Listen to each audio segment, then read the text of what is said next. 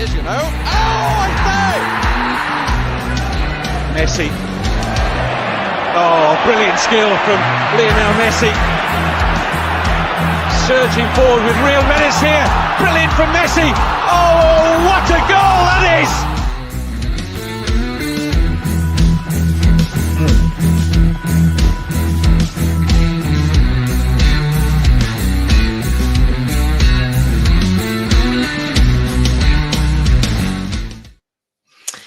Yes, good evening. Sava here from Football Heritage TV. Welcome. There's 230 of you in here at the moment, and a big welcome to all of you. He's eating Nando's and living his best life. His wife even bought him chocolate cake. What an absolute legend. Ben's up there trying to calm, compose, get his zen going. Yeah. And I'm all right. I'm chilled. Tottenham are second in the league. We're going to go on a title race. We've won the transfer window again. Everything is great. Trolls are in the house. What more do we want, people? Happy Sunday. Ben, how are we doing, man? Doing good. It's been a long weekend with transfer deadline day for me. 10-hour stream the other day. Loads of streams here and there. Drinking loads of coffee. The usual stuff. But we're back. We're having fun. We're going to smile. And we're going to have some fun tonight. It's going to be great. So thanks for having me back on, Sava. Always, Ben. Always Benjamin. Don't you worry. And we've got Haz. Not only is he eating Nando's, he's making us admire all these trainers. Have all these trainers... Have they ever been worn? Have these trainers been worn? Are they just for show? Well, in fact, I wore one today, to be honest. Yeah. The one you can see right above my head, the purple one, was on my feet today, believe it or not. Yeah. And they were clean straight away as soon as I got in through the door. So, yeah. Love it. Yeah. It's good to be on the show tonight. Sunday review, as always. It's been a cracking weekend with Tottenham. We've got our Tottenham back again. Yeah. It's gonna be a good one. It's gonna be a good one. Welcome to everyone in the chat as well. Absolutely. Well, look, let's go through some admin. Smash the like button. There's your first bit of admin, everybody. And if you haven't subscribed, please do. The link is in the chat as we're chasing down very fast to 11,000. It sounds weird. 11,000 subscribers. Yeah, I don't know why that didn't sound like a word. 11,000 subscribers. Keep smashing that subscribe button, people. Look. One thing I will say, I'm going to promote this next Saturday from midday through to Sunday midday. We're going to be doing a 24-hour live charity stream to raise money for the Heart Foundation. And if people don't know about me by now, it's a cause that we do something every 2 to 3 months for.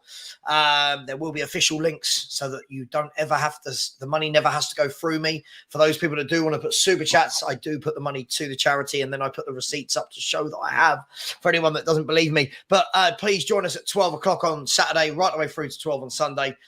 England are playing at 5 p.m, so we'll have a live England-Ukraine watch along. There'll be loads of international football to watch, loads of debates, rows, people storming off, probably me. People coming back into the show, probably me again. Ben banning some people. Then me going, oh, okay, let's give them another chance. And yeah, blah, blah, blah, blah, blah, blah. No second chances. No. Big up to everyone. Look, it's a good weekend. Haz, let me start with you. We were part of the same watch along on Tuesday night, and it was difficult, right? It was difficult because I think where we were coming from, I'm not speaking for you, but I feel like we were saying the same things, is that had we have put the team out that we had put out yesterday, I feel like we'd comfortably be in the third round of the cup. However, that's done. We're not going to cover that. We said we all had to bounce back. Otherwise, it would make the decision to rest all those players look silly. And boy, did we bounce back? Yeah, I mean, look, we was talking about on Tuesday during the watch along. First thing we said, as soon as we saw the 9 changes that come in, was, boy, he's got to get this right. This has got to work in his favour because it's all on him. And lo and behold, I think 9 changes for any manager, is too many changes in my opinion. And, we paid the price dearly for it. But I remember you saying, Sava, it's got to be worth it for the weekend. Yeah. And boy, did they answer us, answer everyone, on Saturday, yesterday. What a performance that was. I mean, after the first 10 minutes, it was just game over, let's be honest. But yeah, it's strange because he made the 9 changes and then he only went and made another 10 changes yesterday. And the then we new won. Tinkerman. Yeah, exactly. The new Claudio Ranieri. But Yeah. honestly, it was my initial thoughts yesterday was first 10 minutes. Oh God, these lot are suffering from the defeat against Fulham on Tuesday, and then after that, it was just afterburners full pelt. So, credit to the manager and credit to the players as well that come in. Yeah, absolutely. Listen, Ben. By the way, people, we will talk about obviously Arsenal winning today. We will talk about our upcoming game with them. But before we get to that, Ben, he, as has said, he made the 10 changes, nine of which I think we expected. 10th wasn't so expected. I mean, I assumed he would just go over Richarlison again, but boy, that was an inspired, if not obvious, change to switch Sonny through the middle and leave Solomon on the left, right? As you know, Sava, from being part of your WhatsApp group, I was, let's say, what's it called? Not so complimentary towards Richarlison every time we scored a goal at the, yesterday. And has joined in as well. So, yeah, Sonny's got to start there every single week. Yeah. We've been saying it since the start of the season. I pined specifically for Sonny to be captain.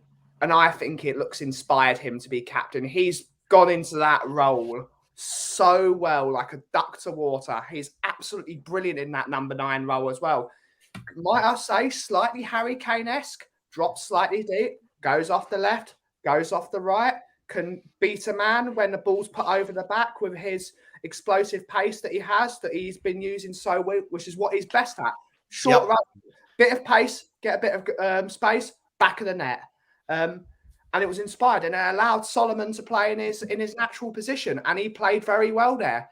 I've been sort of defending Solomon from a lot of the people saying, "Oh, he's a Levy signing. He's this. That's why he was free and all that stuff." He looks great. He unselfish on the ball, quick, tricky on both feet, glue stuck to his foot, and I was really happy with the way the team plays at the week yesterday. I was really happy with them, and long may it continue. But let's put a couple of performances together. Let's see what you like. Consistency. So everyone take a shot. Consistency. Bingo. Absolutely. Yes. And everyone knows my favourite 2 words in football both begin with the word con, and that's consistency and context. And then Paratici, who's just a convict. Sorry, that was poor. That was really poor link there. Look, a lot of people were saying it from the moment we knew Kane was going, that was you either buy a centre forward or you've got to put Son there. And unfortunately, sometimes you realise how I don't want to be not how bad a player is, but you realise how bad a player is and how much they don't fit by when they don't start a game and somebody else takes that opportunity. And what I noticed when I watched the game back today, I watched the 90 minutes this morning, was just how much our in-game play didn't break down every 30 seconds like it does when Richarlison's up front. Would that be fair to say with Sonny up there? That's a huge difference.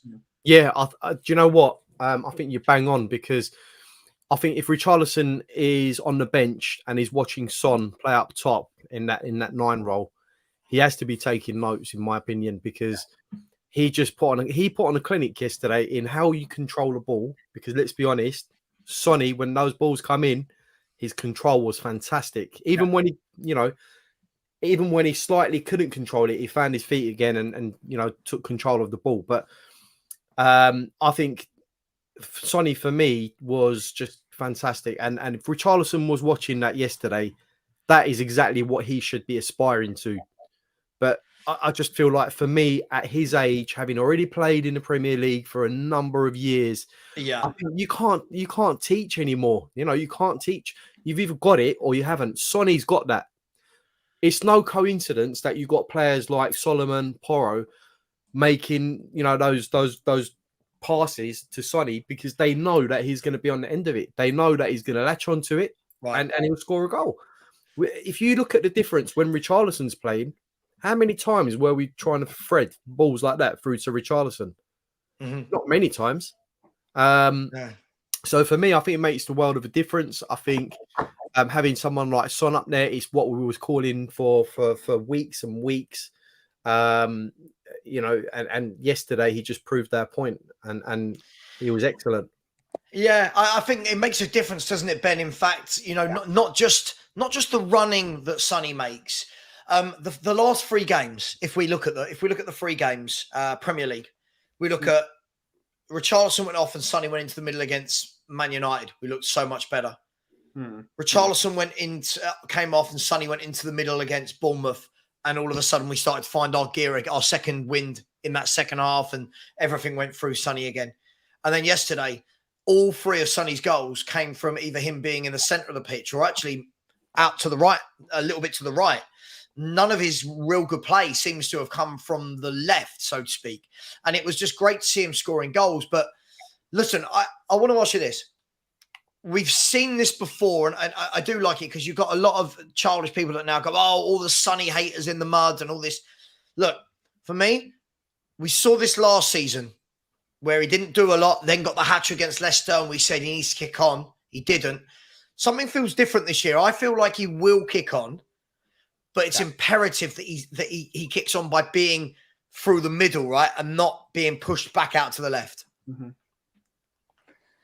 I mean, most importantly, it's nice to have a focal point that can be on the shoulder of a defender and is not offside every 2 seconds, like prime Jermaine Defoe. As much as I love Jermaine Defoe, it's nice to have 11 players, Ben. It's nice to have 11 players, but that is so important for a striker to be able to pull a defender out of position, to stretch the defence, to allow space for the other forwards. It's so important. Every time a ball's played into Richarlison, it either hits him like a trampoline or he's offside and he takes his shirt off. You need to bring players into the game, which is what he did for his first goal. He got the ball after stretching defence, passed the ball to Solomon, then peeled off, allowing another defender to go after Solomon. And then he got a lovely pocket of space for him to receive the ball again and dink it over the keeper. That's what you want your forward line to do. Right. Especially that first goal, Ben, right? Yeah. That first goal, I can't imagine Richarlison just dinking that over the keeper like that. I feel like that would have just been smashed. And look, I don't want this to be about hating Richarlison. I think the overriding point here is we cannot go back to what we've seen the first 3 games. It cannot go back, can it, to him on the left? Because let's switch the attention to Solomon, guys. Solomon had a quieter first half, a much better second half, but he's busy. He's busy. He gets involved. He wants to get on the ball. He doesn't mind going on his right, on his left. He got his 2 assists as well. Surely now you deserve to stay in the team. If as a wide man, you're getting 2 assists on your full debut, by the way. This is his first start for the club in the Premier League. He deserves to start, right? Absolutely. Yeah, I agree. I agree as well. I think the thing with Postecoglou's team, I think he very much offers a place for whoever deserves it. So it's all based on merit. This is why I don't expect Bentancur, when he comes back, to automatically slide into that midfield 3. Right. I think eventually he'll have to earn his place in there. He'll keep going with what works at the end of the day. And if Solomon, starts next game and he produces the same, then he'll start. There's no 2 ways about it. Same with Brennan Johnson as well. I was hoping, that price tag wouldn't dictate whether he's an automatic starter or not. I would hope that it's not, because generally what we find is that players who come in with a hefty price tag generally start, unless you're a massive club, generally they'll start, because they've come in at a high price. I just want players to fight for their spot, because that creates competition. And that's what we've been lacking a lot at Tottenham, is that competition. What we've seen down the years is players getting too comfortable, week in, week out, and they're in the team, they're in that comfort zone. So there's a lack of urgency on the pitch. But if you look at us now, especially with this first 11, they want to produce, they want to carry on, they want to, bang out the goods week in, week out. And they know that someone else is going to be knocking on that door if they have a bad performance or 2. So for me, it's healthy. I think he should start. Solomon played fantastically well to get the 2 assists. And look, someone like Porro as well. I know first half he had his He made a few errors in the first half, but second half he was fantastic. And what he offers us from that right back position is like almost like an extra winger that can pass the ball like pinpoint precision. We saw that with that ball to Son, right? I don't think people understand how excellent that ball was. To actually have it right in front of him with that pace, it was just perfect. And this is the difference, isn't it? I'll start with you and then I'll go to Ben. This is the difference. And again, if my man Nick's watching, I think he's in New York, so he's probably not. But this is the difference. When Emerson Royal plays, you don't get that. You don't get that comfortable ball playing fullback that can drive forward, that can pick out a pass. You get a kind of fumbling fullback that never looks quite comfortable, like drunk in an alley type player. So, I mean, look, he's got to start now as well, right? He's got to. Yeah, I think he does. What Royale gives you is probably, gives you a bit of an engine. He can get up and down, but in terms of technical ability, he's not too bad, but he's certainly not on Porro's level. Let's be honest, especially with his passing as well. I've not seen Emerson Royale string together a series of 4 amazing crosses ever since he's been at Tottenham. Porro can do that consistently. He can put in, you can land that ball on a sixpence every day of the week, and that's what he offers you. He gives that, this is what I like about Tottenham at the moment, Sava, especially with the first 11, right? There's attacking threat and creativity from everywhere, from all angles, whether it's from right back, left back, whether it's from the wingers, whether it's from the midfielders. The creativity is everywhere. And this is why someone like Son playing up top rather than the left wing, playing up top will score goals because he has creativity for days around him. Maddison being the chief orchestrator, but everyone else can pull in and chip in as well.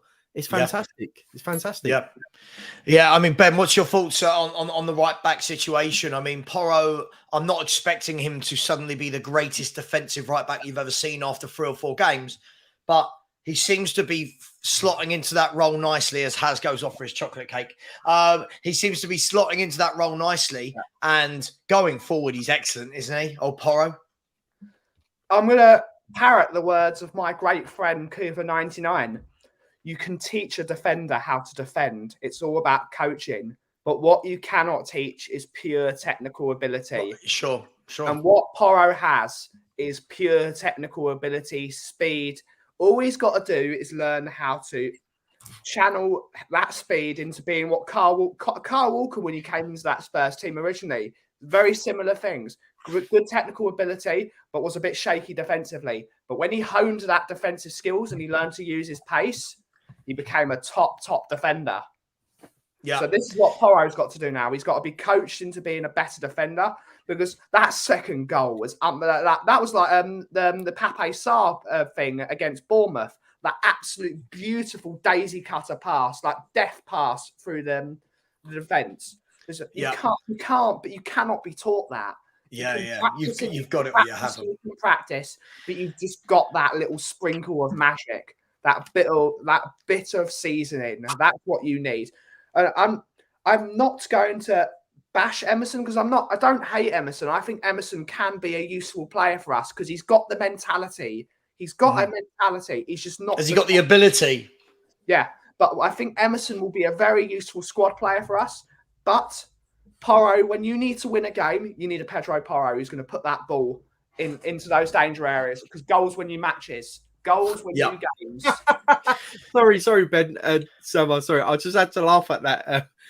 Chicken on a basketball said, I don't think Maddison starts for Chelsea. Yeah. I'll tell you why he doesn't start for Chelsea. He's too good for Chelsea at the moment. Guys, I'll tell you one thing. I want to say, first of all, just under 600 of you in here. So that's a complete lie. Why is it my counter's doing that funny thing again? When StreamYard starts playing up, I can't tell if it's 500 and 550 or 515. 550. I don't know what. Mine just says 5 and then nothing. Anyway, I'm sure there's more than 5. There's over 5 of you in here tonight. Yeah, big up to the 5 of you in here. Look, there's over 500 of you in here. Just smash the like. Nice and simple. We're only on 180 likes. Realistically, we should be on about 300 by now. So smash that like button. Couple of super chats we should get to nice and quickly. First of all, Game of Throw-ins, which is one of the best names on YouTube. Makes me want to watch Game of Thrones again. Has become a YouTube channel member. So big up to you. As always, YouTube channel member only shows are every other week. There'll be one next week. Sorry, not this week, coming the week after during international break.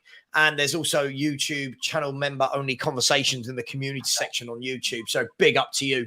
And Moss Chops has said, I always remember Sonny playing well when Kane was injured. Oh, good. Good. We're the DNI. The DNI is going in the right direction. Thanks, Bobby. Appreciate you, man. We're in the presence of greatness. Quite a met. Gentlemen, what a panel. What a panel. I'll come to you in a second, Bobby. Moss Chops has said, I always remember Sonny playing well when Kane was injured. He might benefit from top dog. Let's hope so, but it's got to be through the middle. I don't want to see him on the left. Big up to you, Moss Chops, and that absolutely stunning dog in the picture as well. Yeah. And Jason Mills very generously has said, great weekend, Sava. Great result and awesome that you're doing Heart Foundation next week.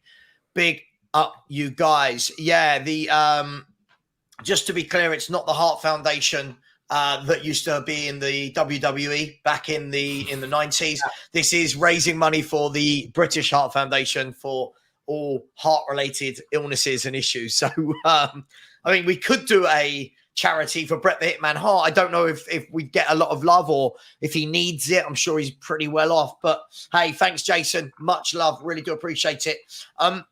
I'll come to you, Bobby, and welcome to the show. How are you? Fantastic, buddy. How are you? I've had a lovely weekend. Good thank time you. to respond. Yeah, good. Hope you enjoyed that wedding, weekend. man. I was dying. Here's Sava in a suit and everything. Game was great, so I'm going to still do a quick show here, 5 minutes here, quickly, just to give my thoughts on the game. I was like, you're so funny, man. That's what we should have seen. Football Heritage TV live watch along with Andy Townsend. That would be brilliant. I sent you the picture, didn't I, with Andy Townsend behind me? Did, yeah. I didn't want to be that guy that goes, "Hi, Andy. I've got a YouTube channel and I'd really like to get your take." I didn't want to be that guy because people weren't going up to him. If it was in the street, not a wedding. No, because it was one of my best mates, now wife from yesterday, uncle, and I was like, I don't want to be that guy. But he was really nice, got along with everyone. And it was quite funny because, as I said, there was no reception where I was when we were in the castle eating and all that. So I had to keep popping out saying, I need some air. I needed to check my phone and go and get some. And there's a guy standing outside and he's got the Spurs game streaming. So I'm like, oh, cool. Yeah, I'm a Spurs fan, blah, blah, blah. So watching this, he's like, oh, yeah, I'm part of the catering crew. I'm like, okay, cool. Yeah. Anyway, we're back in after the game's finished. And in front of the bride and groom, this same guy falls over and you hear like these glasses smashing or whatever, and no one rushes to help him. And I'm thinking, what's going on here? He stands up and he's got a microphone and he's one of those wedding opera singing waiter services, Anyway, that was a long-winded way of saying I had a really nice day. Thank you very much. Big up to you. Hey, man. How you doing? I'm good. How are you? Good, very well. Quick thoughts on the game. Tottenham a second. Great game. Sonny, hat-trick, favorite player. That's why he's man of the match. Bye. Fair enough. Done. Mic drop. Done. And that was the show, everyone. So we'll see you next week for the Spurs review. Remember to like and subscribe. Oh, we're not there yet. Bobby, let me come to you. Listen, I feel like I'm quite fair. I give stick when I feel I need to give it. I praise when I feel I need to praise it. And one thing I can say about Ange Postecoglou is everything I've wanted to happen from game one, he's done. I wanted Skip out and Sarr in. He did it. I've wanted Richarlison out and Sonny through the middle. He's done it. I wanted Royal out and Porro in. It's happened. It's really difficult to then have anything bad to say about your manager, isn't it? When they give you what you want personally as a fan. So I don't get it. So are you Are you asking me to help you fish for shit for you to get mad at, or I'm confused? Are you too happy? Are you not happy to be happy? I'm very happy. Here, brother, man. Tell me what you need, my man. Tell me what you need. I'm here for you. Okay. I'll tell you what I need. I need assurances that this manager is spotting what us as fans are actually spotting and making those changes, as opposed to managers for too many years that have literally just done the same thing over and over again. Players being rewarded for poor form, failure, whatever you want to call it. Yeah, mediocre play. That's basically all it is. But it was funny because when you look at that Fulham game, the first thing I thought when we had that whole shift, 9 players coming in, and everybody's upset about that, but it is what it is. It's over now. With that, and you saw the way those players play, the first thing everybody said was, oh my God, we're watching a Conte team again. We're watching a Conte team.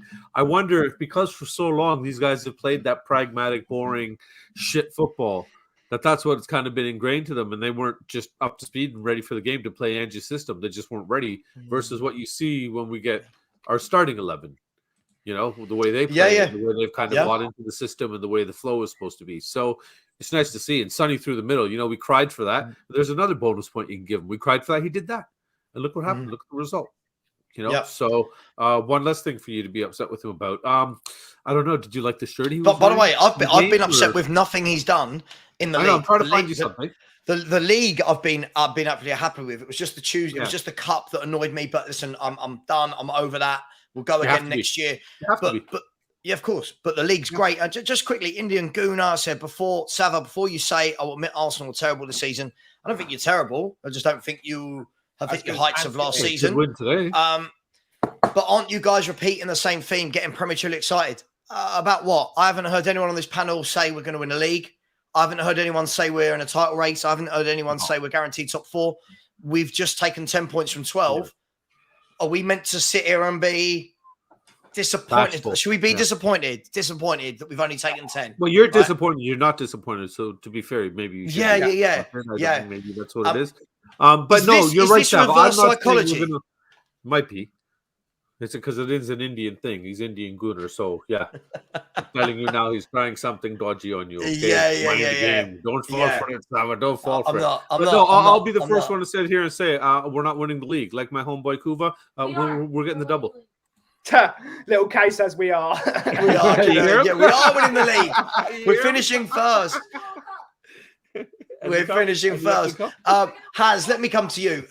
Look, let's go on that theme then. Look, it's been a really good start. I think if anyone had said to all 4 of us on the panel, and let's be fair, for nearly 550 people in the chat, would you have taken 10 points from your first 12 with tricky away games at Brentford, who don't really lose at home, Bournemouth, who have got a new manager and playing some good stuff, Man United, who finished in the top 4, and Burnley, a tricky away day because they've just come up.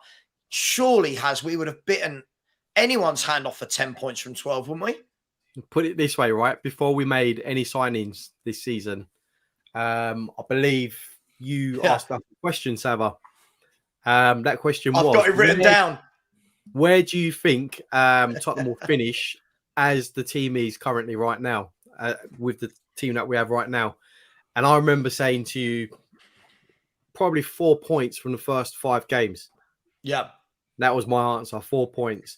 Obviously, we kicked on. We bought some players since then. And 10 points, I mean, come on.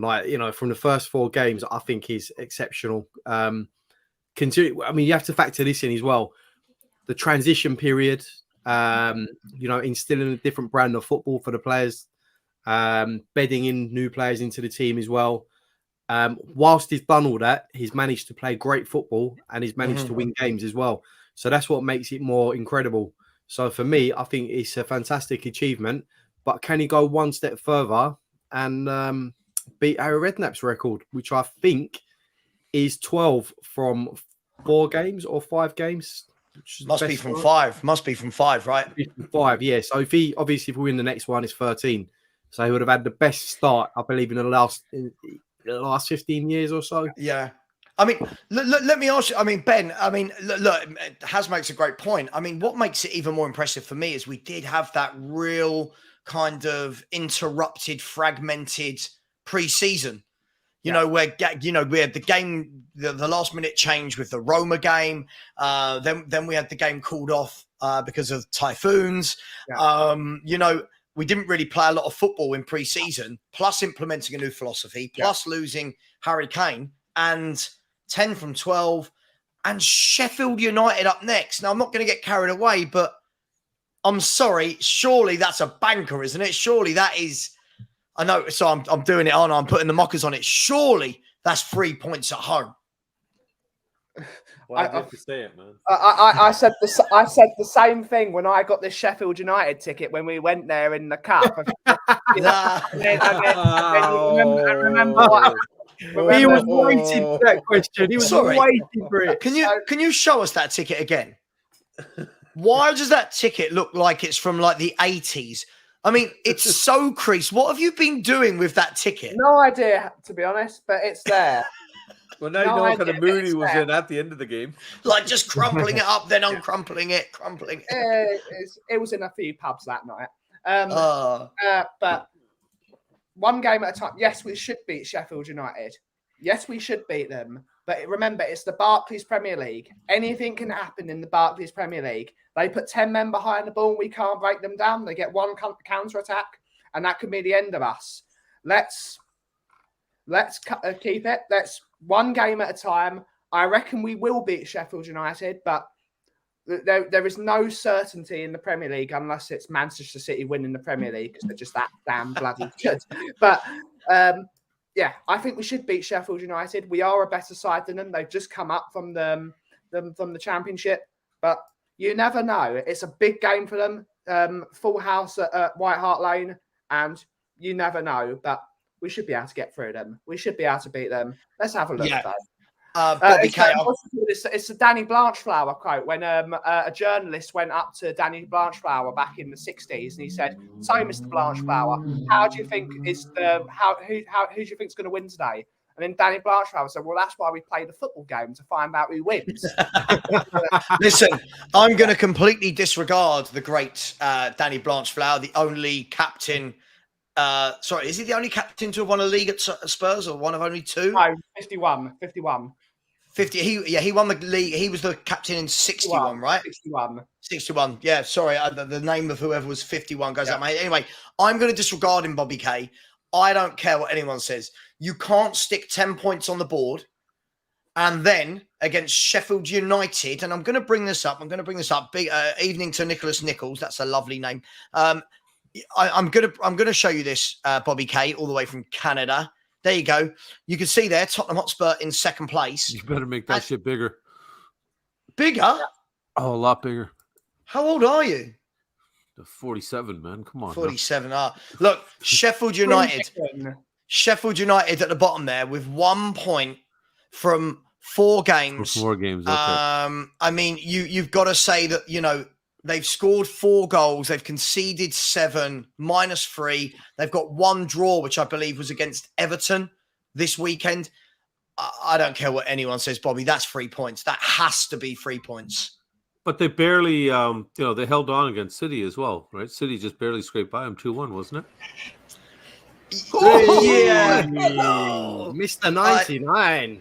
I know. It's gone mad tonight. We've let in all of the people from the Free Spurs boys onto the show all at once. You've got hold on a second, boys. Bobby's in the wrong place. Yeah, I've got to swap with Bobby. There we go. Yeah, what happens if I do that? Does that completely throw everyone off? Is that I'm done. I'm out of it. Hi, Kuma.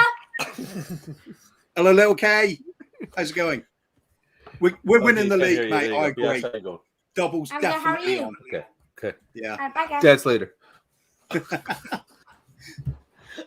Oh, funny times. Listen, Bobby, on a serious note, Yes, look, you said, Man City in that game had something like 84% possession, something like 30 shots at goal, should have been about 8-1. I fail to believe that at White Hart Lane, I'll always call it that we're not going to batter the life out of Sheffield United. Oh, you definitely hope so, and stats would point that way on, on paper and everything looks like that. But like Brian already said, it's football. Anything can happen. Like they shoved 10 people behind the match and You missed that, Kuba. He's showing his ticket from the Sheffield Cup match. Oh, no, I did see that. Oh, you saw it? Yeah. Show some things, yeah. So, and anything can happen. But realistically, I think we have the right to be optimistic for that game. When you look at how we're doing, how we're playing versus how they're playing, everything should be in our favor. Now that the front three have even started firing, onwards and upwards. This is fantastic. Everything's slowly coming together. When our midfield didn't look that great this game, our forward stepped up. Wow. 3 goals from a forward. We didn't see that happening a few games ago. Everything was all the goals were coming from elsewhere, and then it was one of the front three going to start contributing. Now they did. So let's see what happens when everybody starts contributing, man. It's just the ship is steered the right way, Sava. I want to be completely positive right now. I know you're looking for something to get upset about. I'm thinking, bro. I'm not at all. I'm the one sitting here saying I think we're going to batter Sheffield United, and you're the one going, I'm not sure because they held Man City and blah blah blah blah blah blah. I'm just trying to support my boy Ben there. That's all that is. I hear you. I mean, Kuva. 10 points from 12 going into a home game. So bearing in mind, we've played 3 away games so far. Going into a home game against Sheffield United before Arsenal. We won't talk about Arsenal yet. That would be 13 points from 15. What a wonderful start that would be. Can you see in any way, shape or form that we don't collect the 3 points at home to Sheffield United? Absolutely not. We're going to batter them. Right, good. I like that, Kuva. 5 goals minimum. We'll just slam them in. Sonny on fire now as well. He needed those goals. He's been playing well all season, but he did need the goals. Look at the confidence. Look at the smile back on his face. Teams are in trouble when you see that smile coming out. This is not the team of last season that went top of the league while struggling to play football and getting some outrageous luck to go with it. Brentford were lucky. We should have had those as well. We should be top of this table. We should actually be top of this table, even over Man City, because we're just things are happening now. I've fully bought into the manager, fully bought into the team, loving the way we're playing, and I love. I'm not going to get cautious about it.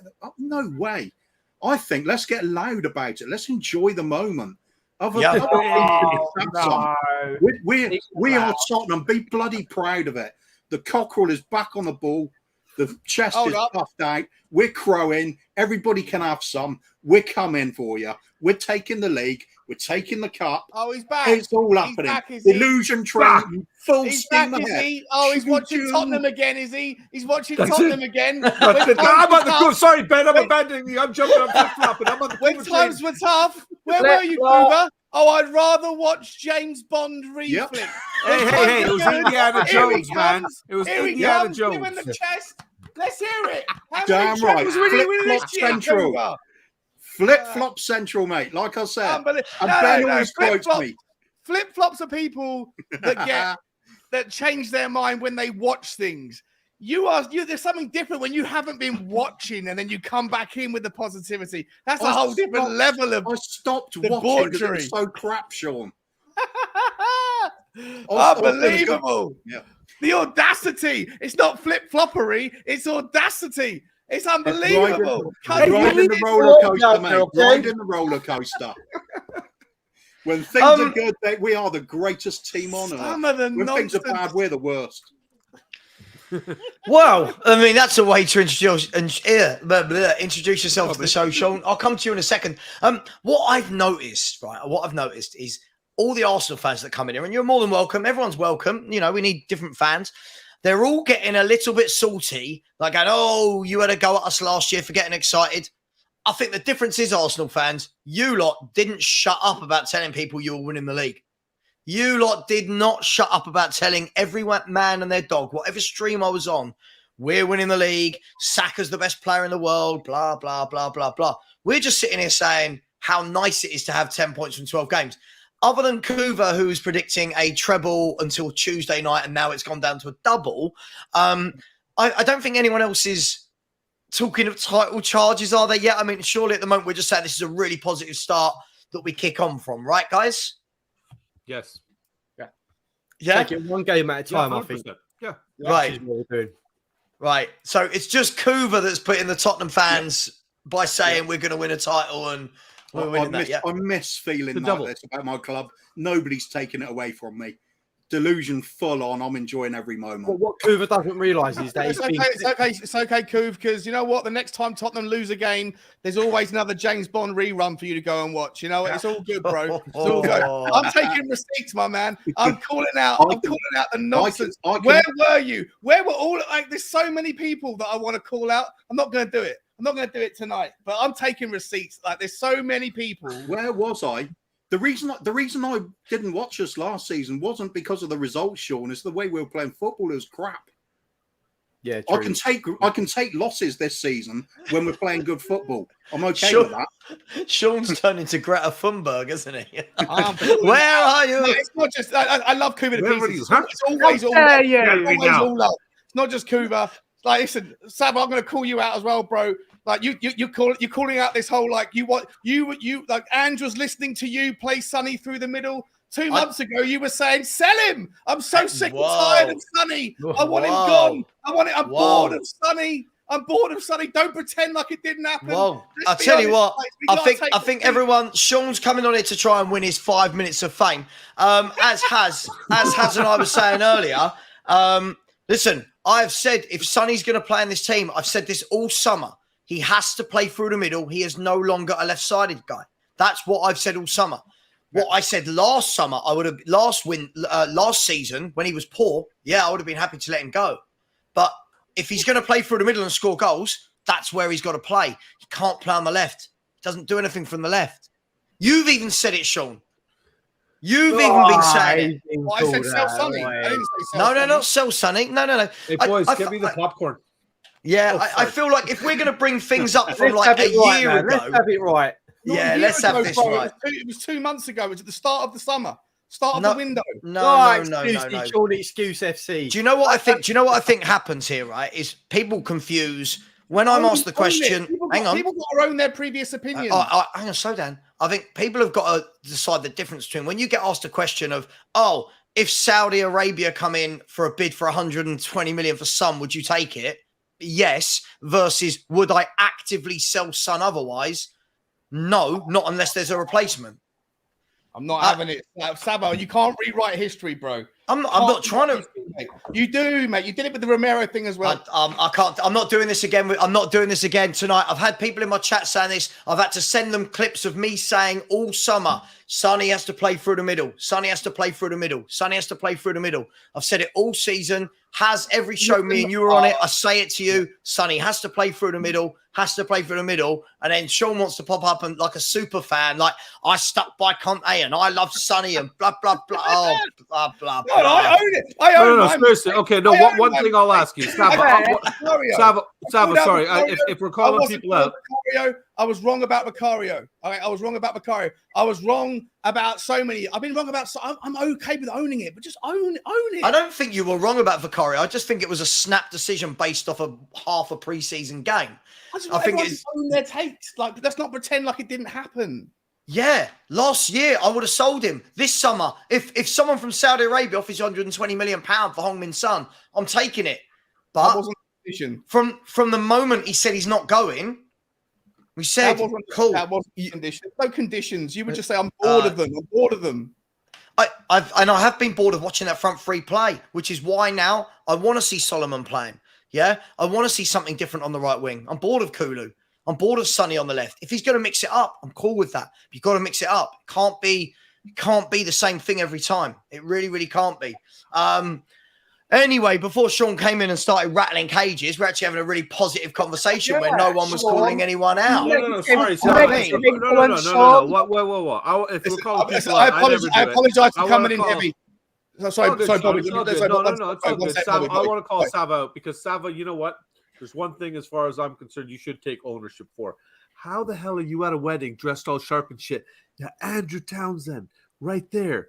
And you don't go say, hi, man, get on this clip for 5 minutes or something like that. How could you let that moment slide, my man? Content is king, Sava. Terrible. Yeah, listen, I couldn't go up to him. I couldn't go up to him. Hell, that's disappointing. Shh, this is not your Sunday night show. Sorry. This is not your Sunday night.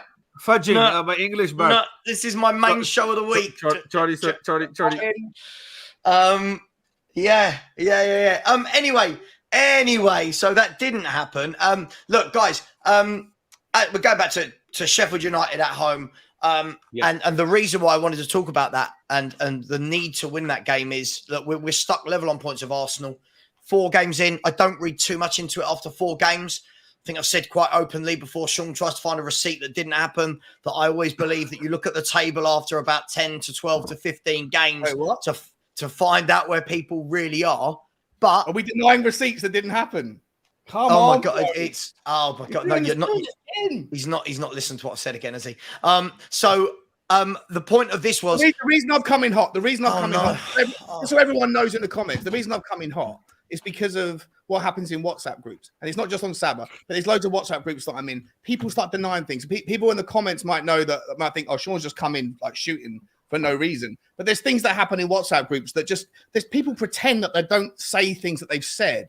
And it gets irritating. That's why I'm coming in a little bit hot. Plus, also, I've just come out of a really hot arbitration meeting, and it was irritating. So I'm a little bit angst up from that as well. So I apologize if I'm coming in too hot. But there is a rationale for it. People denying things haven't happened is just nonsense. Listen, I would say this context is very, very key. When you just come on screen and go, you wanted Sonny out. It's like, okay, let's add a bit of context to him when I've said it, why I've said it, and then what else I've said. We can't just go with one sentence from a whole conversation over a period of a year. It can't be, this is what I mean. You can't just bring up one thing. Oh, you wanted him sold. Well, hang on. Since from the moment I said I would let him go to Saudi Arabia, it didn't happen. Cool. He's at the club. Has to play through the middle. That is what I've said. Have I not? Is that not what I've said? Dude, it was 2 months ago you were saying, in this transfer window, you were saying, I want him gone. I want him out of this window. I don't believe I've ever said, I want him gone. I want him out of this window. Denying the reality, man. Come on, just own it, Sava. Listen, I want to get back to doing football. This is not. Let's move on. Let's move on. You've come on and completely disrupted what we were having a very nice, positive conversation. Okay. And look, Arsenal is coming up. They are level on points with us. And this is going to be what a lot of people see as the first big test for Ange Postecoglou. A lot of Arsenal fans now saying it that, you're getting a bit too big for your boots. The big test will be what happens when you play us. Has anyone seen anything to be worried about by Arsenal so far? Because I'm watching them and thinking us v them will be a great game. I think it will be a really good game. I'm not saying they can't beat us.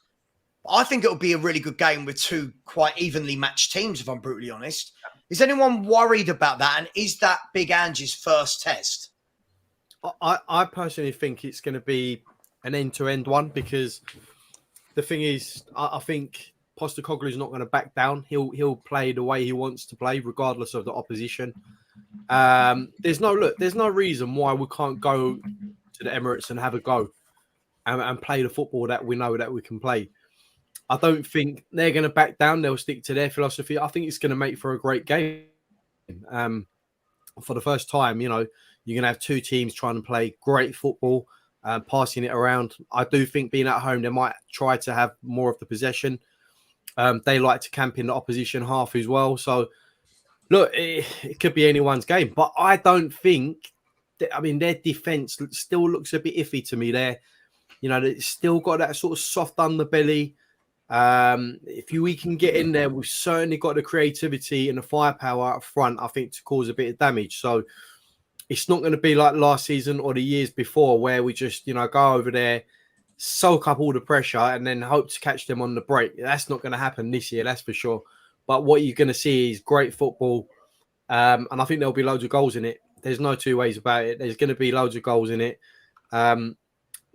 Whoever comes up with a W, we'll see. But I don't think it's going to be a boring game at all. Mm-hmm. Mm-hmm. Let me come up to you, to Ben. Tottenham away at Arsenal. Arsenal always raise their game. Let's be fair, they beat us quite comfortably in both games last year. I think we have to take that on our chin, that they were a much better team in both games. Do you see it being very different this year under Ange? All I hope for in these 2 games that we play against them this year is we just go for the game. I watched the first half of the Arsenal Man United game today, and we were chatting about it, Sava. they looked very ordinary in that first half. They barely looked like they could string 2 passes together. I'm not sure if we will go there and win, but if we go down swinging, that's all I care about. Arsenal are a very good side at home. They've got some very good players. Declan Rice is a top-class player. I've said it all summer how good Declan Rice is as a player. Yeah, they might not have hit their stride like they did last season, but they always raise their game against us. But all I care about, go there, work our asses off, try hard, and if we can get a victory, let's get a victory. I don't want to go for a draw. I don't want to put 10 men behind the ball. Go for the win. Aim high, and if you fall slightly, there is always an echo of glory. So let's go there, put our absolute as much effort as possible in, and let's see if we can get a win. It's going to be a good test. It's going to be a good test. I'm not even going to respond. This is why. This is, oh my God. Right, Kuva, we're not going to go there, are we, and put 10 men behind the ball. This isn't what this manager's going to do. We are going to go and attack them, aren't we, from the off? Take the game to them 100%. It's the first big test we'll have this season, without doubt. So I'm so confident at the moment. I just feel like we can take on the world. I really do. I've just got that fantastic feeling I haven't had for years with this club. And enjoying every moment. I think the players are up for anything now. Doesn't matter, Etihad, Emirates, wherever. Just go there, take it to them. If they manage to turn us over, they're going to have to do so when they end up in a bloodied mess and scared to play us again. Because I think we're just going to go there aggressively, right from the start, try and get into them, turn it into a fight where we need to. Because let's face it, it is a London derby. And I've seen too many in recent years where we meekly surrender. I don't see it with this team. I think providing we got that fit first 11 to choose from, we're going to give them a really tough game. I think we've got the tools to hurt them, and they are not firing properly. Good times, I think. Good time to play them as well. Big test though, no doubt. Recent history tells you that. We haven't won there for a while now, have we? Yeah. Why not? Time to change. Time to change that. If it isn't this season, it'll be next season. But they know we're coming for a game this time. This isn't a pushover team of recent seasons. I've just got this undying belief at the moment in what's happening in front of me. Forget Tuesday, not bothered. Forget the transfer window. That all about what's happening with that first 11. I'm loving it. I can't wait for the match. Yeah, no, I agree. I mean, Sean, look, Arsenal last year played some really good stuff. They played some real free-flowing football. They looked on it. I actually think this is a good time to play them. I don't care that they won today. I wasn't impressed by them. I've not been impressed by them this summer. They won't have any more form really going into the game against us. They've only got one more game. This is a much better time to be playing them now than both the times we played them last year when they were flying on both occasions, right? Yeah, look, I mean, I don't know what the fair result was today. I think a draw was. I think Arsenal battered United first half, but I think on balance, coming from the experience of having to defend defensive football last year and saying that you don't deserve to win because you've had the majority of possession. I think a draw was probably a fair result of the two teams. Maybe Arsenal edged it, but I think that for me the question mark was Arsenal's shaky start to the season based on Arteta mispositioning Thomas Partey, or was it something else? And today they've gone back to their traditional system and they don't have Thomas Partey. I don't know how long he's out for. Some people were saying it's months. 4 months. Yeah, if it's really 4 months. Yeah, apparently he's out. I've heard he's out for a long time. Wow. But he wasn't. He was still on the bench today. He wasn't on the bench, but he was in the bench area. Yeah. Usually, if you're out for a long time, then you're going to be sat in the stands with the families and stuff. So I don't know, whatever it is. But for me, Arsenal without Thomas Partey, or if you're going to do Arteta and misuse Thomas Partey, they're nothing like the team that they were last year. And I think they're gettable. I think that, listen, I would bite your hand off for a draw at the Emirates. I actually genuinely think that Tottenham's form right now is better than theirs. And I don't necessarily think that there's that much of a huge difference on form, on talent, on balance between them. But obviously away from home at the Emirates, Tottenham very rarely do well there. So I'd bite your hand off for a draw, but I'm actually confident going into it. We've got to get past Sheffield United first. For me, I think the biggest test, if I'm entirely honest, will actually be Sheffield United at home, because they're going to do the low block. We haven't really faced a low block kind of effort yet, right? And like Burnley, as much as we're all like chomping at the bit, thinking we're well beaters. Burnley played into our hands. They are a team that should have to. They need to be less naive. They need to adapt their game to recognize that they're playing against 20 teams, 19 teams that are better than them. The gulf from the Championship to the Premier League is bigger than any other step up from any other league in European football, and it's admirable that they do what they do. But I don't know how much Tottenham learned from playing against a team that tried to come at us, that just don't have any real talent in their squad apart from here, a couple of players here and there. So for me, Sheffield United doing a low block in 2 weeks' time, if we come through that unscathed and actually make it look dominant, then I think that Tottenham fans then can start to kind of get a little bit more optimistic without looking like it's a flash in the pan or being worried about it. Then you got Arsenal, but yeah, Sheffield United first. I think that's actually more of a challenge than we think it is. Sean, you make a good point about Sheffield United, because other than the football that's changed and we're playing some great football, I've always said that the biggest shift at this football club has to be the mentality, and the biggest test that we can have is these types of games where we've got not all right. We haven't got a lot riding on it, but we've got the opportunity to extend our points tally, okay, and previous years we've sort of gone to teams where bottom half of the league, and we're like, yeah, if we win this game, we're on 20 points, we're 5 points above whoever, and then we end up bottling it, and that's down to the mentality for me. So I think in that sense, I agree with you. These are the types of games where we can't really bottle, because we think, oh, it's a club that's bottom half of the league. We'll rock up there and grab 3 points. No, it's got to be ruthless. Whoever the team is in front of you, you have to have the same mentality and the same output for me. And that I'm confident we'll get it done, mate. Yeah. I'm confident with the result will come. I need to see it. I need to see Tottenham beat a low block relegation fodder team at home, where they're going to sit there and do a bank of 5, a bank of 4, and one person on the counter. I need to see us break that system down without Harry Kane. For me, but wouldn't you agree we can do it throughout the season? Wouldn't you agree that our biggest problem in the past has been we're just too arrogant? Like, we turn up and rock up thinking we're going to get the 3 points, and then we put in a stinker. No, I agree. The character will be to rock up and show the exact same type of performance and mentality as we did in the first 3 or 4 games. That is the true test of character. 100%.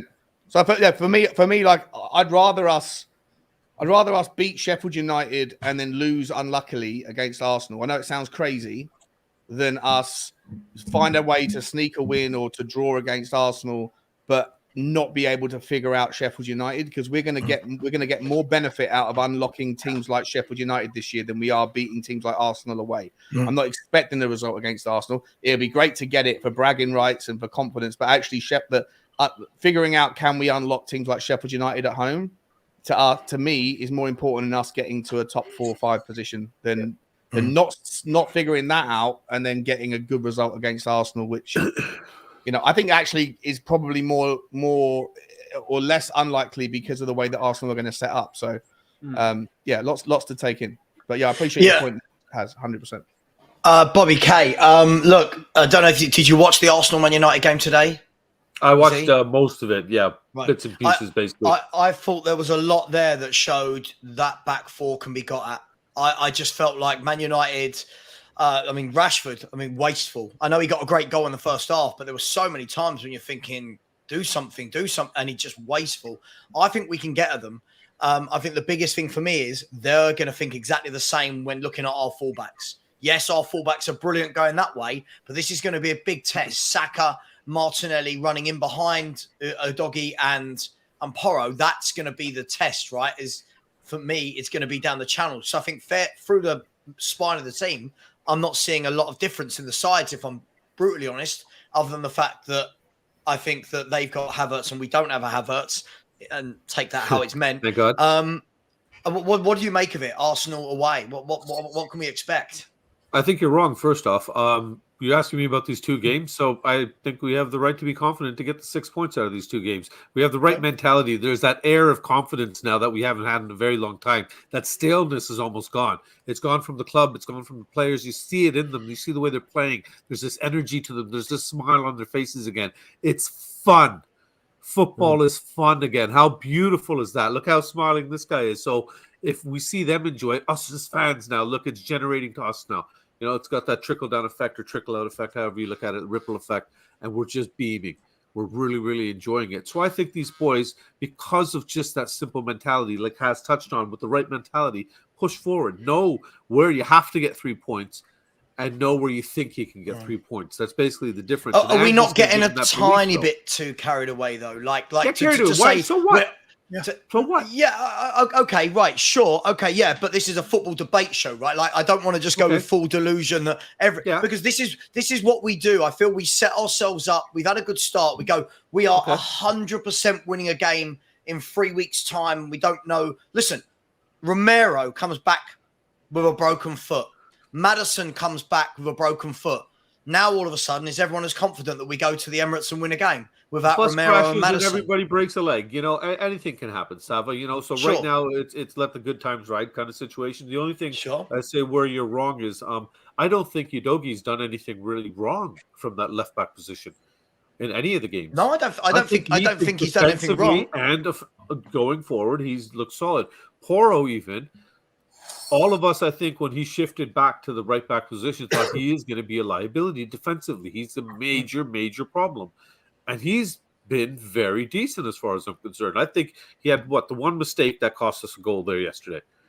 Other than that, he's one versus how many more we were expecting from him. Other than that, I mean, let's be fair, that was against who? He's going to be up against Martinelli, who's going to run at him. Every single time they get the ball, Martinelli's going to run at Porro, and that's going to be the test of. Yeah, sure, but listen, I'm just trying to bring a bit of. Listen, I've just seen Spurs do this many times. I'm not saying we can't win there, but all the people just go, "Yeah, we're 100% winning there." I think we've got to look at this and kind of keep our feet on the ground. Can't say 100%, Sava. Can't say 100%. You can never say 100% in anything. Not in football. That's impossible to say. You know, tomorrow Spurs can come and play Tottenham, Toronto FC and get battered by them, and they're last in the league over here. So we never know what can happen in football. But I think right now, like I said, with the air of belief that's been kind of reinstilled into the club and around us, let's enjoy it for right now for what it is. Tomorrow the wheels can come off. We could we had this start under Nuno right off the bat. He's happy. We're deluded. We're getting hyper. We're getting excited. The football wasn't that great though. But we got the results. Now we're getting the results, and the football's great. And I think, like Kuva already said, that's what's appreciative kind of thing, because the football's good. You can enjoy the football. At least you see them going out and giving it a go and giving it an effort and leaving everything out there versus what we saw last year where they're walking around. You're wondering, why aren't you moving? We're all of us screaming at our televisions. What the hell is wrong with you guys? Don't you know how to move? Why aren't you doing this? Why? We're not asking those questions right now. There's very few of those questions now. Yeah, listen, I'm does anyone see where I'm coming from at all? Like, I just feel like this is going to be a test. This is going to be a real test, especially I agree with Sean on the point of what he was saying against the low block, I suppose, against a team like Sheffield United, although I do think we'll dispatch them on a big pitch like ours. I think we'll be okay. But you know, this will be the best team that we've played by a mile, right? Yeah. Arsenal is going to be the best team we've played. Proof is in the pudding, because the last couple of times we've played Arsenal, our confidence has been shot, right? Our confidence hasn't been there, but we've proved when the confidence is high. And I'll give you an example. When we beat them 3-0 and we got a Champions League, our confidence was high at the time. You know, the players are performing. That was even under Conte. We went in there and got the job done. Now, you know, if we can continue this before the Arsenal game with another win, confidence is going to be high again. And I think as long as the players know the importance of the game and who we're playing, I'm not saying we'll 100% get a result there, because we haven't for a very long time. But we'll certainly give them a good game. I'm not going to go in there and put, you know, all my eggs in one basket and say, yeah, we're going to smoke them, because that's probably not going to happen. But we've got to give them respect, but we've also, you know, got to sort of temper our sort of expectations just a little bit, and see what happens. If we go there and we end up turning them over, then I'll say, you know what? I think we've actually passed a milestone here, and we can expect big things from Tottenham Hotspur. But until we come out of that acid test with a positive result, we can't say for sure, because we've faced. Would you take a point? Would you take a point, Haz? If I offer you one right now, away from our home, at the Emirates, 100% yes. For me, the important thing is to pick up results against the lower table teams. Okay, so your Sheffield United, your Evertons, these types of teams, Burnleys. We need to keep grabbing 3 points from these types of teams. And then the bigger teams, like the top 6 clubs, we need to stay in there competitively, try and grab a draw or a win along the way, because that's what's going to elevate us, isn't it? Our problem in the past has been we come up against a bottom half side, they put a half decent performance against us, and then we're back to square one. Then our record against the top 6 clubs isn't good as well, and it's just a recipe for disaster.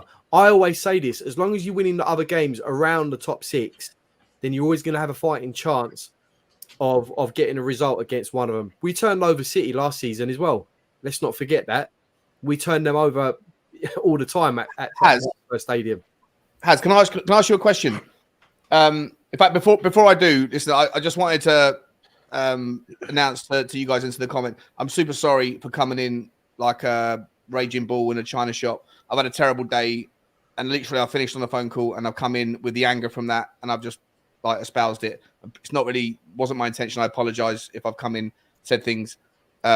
It's all good. It's all good. Man. We love you, Sean, man. Hope everything's okay, man. We're here if you need I shouldn't have come in as hot as I did. I do apologize. You need some new trainers. All right, man. I'd love some new trainers. I should need some new trainers. I'll hook you up, man. Don't worry. It's fine. Sexy Sneakers is at it again. Let me ask you this, right? So Man United today, look, I personally don't think that they were that outclassed by Arsenal. I'm not saying that they were great. I think United have been very fortunate. I think, if I'm honest, the referee has stolen for them 6 points out of what they've already had from refereeing decisions. I think that Man United flattering to deceive. They might have got Amrabat in. I don't think that's the end of their problems. I genuinely think that they've got a whole host of problems going on. And Arsenal should have been able to dispatch them at home and really didn't. I think the scoreline flattered them a little bit. So my question, I put it out on Twitter earlier, was like everybody that's in the content space that does these top 6 shows, like it's all about the old school top 5, the old school top 6. Newcastle, they're suddenly kicked to the curb. No one's caring about them right now because they're suddenly struggling. Chelsea are a laughing stock, but those people that support United, Arsenal, Liverpool, Chelsea, Man City, they still care more about Chelsea than they do about teams like Tottenham. They think that Tottenham are dead food. To me, I'll ask you the question: right, are people sleeping on Tottenham? Because when I look at Man United's 11 today, and I put it out on Twitter and said, on current form, how many of Man United's 11 get into Tottenham's? And the only name that I can land on that's probably fair, if we're including Sonny in the 9, is Rashford on the left in place of Solomon. And maybe there's a debate about Onana over Vicario. I don't think that any of their defense gets in front of ours. I don't think that necessarily any of their midfielders getting in front of ours. Maybe Bruno instead of Maddison, or maybe you might want to play both of them. But apart from that, I don't think there is. So I'm saying why if Man United are still being spoken of and have been all summer about a top, like Man United are on a title challenge, Man United are top 4 guaranteed. I don't know why people aren't respecting Tottenham right now. Let me come in and then I'll let everyone else have a go on that. First of all, smash the like button, people. It's really, really tight. I've assembled people from all over the UK and Canada here for you. So, come on. The Commonwealth for all here. So smash those likes. There's 712 of you in here and only 314 likes. That is abysmal. That is like a Richarlison goals to games ratio. Well, even that's actually been a bit kind to Richarlison, that, isn't it? So smash those likes. Keep subscribing. We're only 170 odd away from 11K now. So smash that subscribe button. Sean, I think you got a good point. For me, I think the question would be sleeping on Spurs for what? Because as you know, what I said the other day, I think that we've got a very good team. team is the word I'm using, not squad. I think we've got a really good 11 that I think if it played every game once a week and all of them stayed fit, all of them, I think we finish 4th easily. Right? Can I just say something quickly after you finish, Sava? You finish? Yeah, go. Yeah, I'll be really quick. I think, as I said, if they all stay fit, they all play every game, 4th easily. Yeah. I think the moment 1 or 2 of them come out of that puzzle. Who ahead though? Who's who? If we're 4th, who are the 3 in front? City. Man City are winning this league by about Christmas. Yeah. Liverpool will be up there for sure. Liverpool haven't even got going yet, and they've still got 10 points, scoring goals for fun. And Arsenal. I think they're the 3, and then I think we're in the pack with everybody else is in the pack. Man United, Brighton. Yeah. If Chelsea get their act together, if Newcastle, all these people. But my worry has always been that after that 11, I don't see a lot there. I think after that 11, it's different. Players coming on for the last 15, 20, when you're winning, starting a game and actually having to take it to the opposition. You bring in Højbjerg, massive drop-off. You bring in Lo Celso from Maddison, massive drop-off. Any of the centre-halves, massive drop-off. Any of the fullbacks, massive drop-off. That's my concern as to why I don't think other clubs will be worried about us, because I think we're doing the Poch era again, where it's the 11's brilliant. Not sure what's after that. Just my opinion. I could be wrong. It's just my opinion. Just what I will say on that just quickly.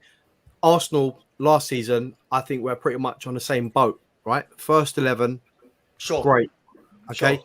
They went through the entire season having picked up not many injuries, let's be honest. I think they had 1, maybe 2 key injuries, but they kept the core of that first 11 fit pretty much entire season. They didn't have no European football as well, playing 1 game a week and in the cup competitions as well. And I don't want to get ahead of myself, but what's stopping us from sort of recreating that scenario? Our medical stuff. What we've seen so far is with blitz teams, right?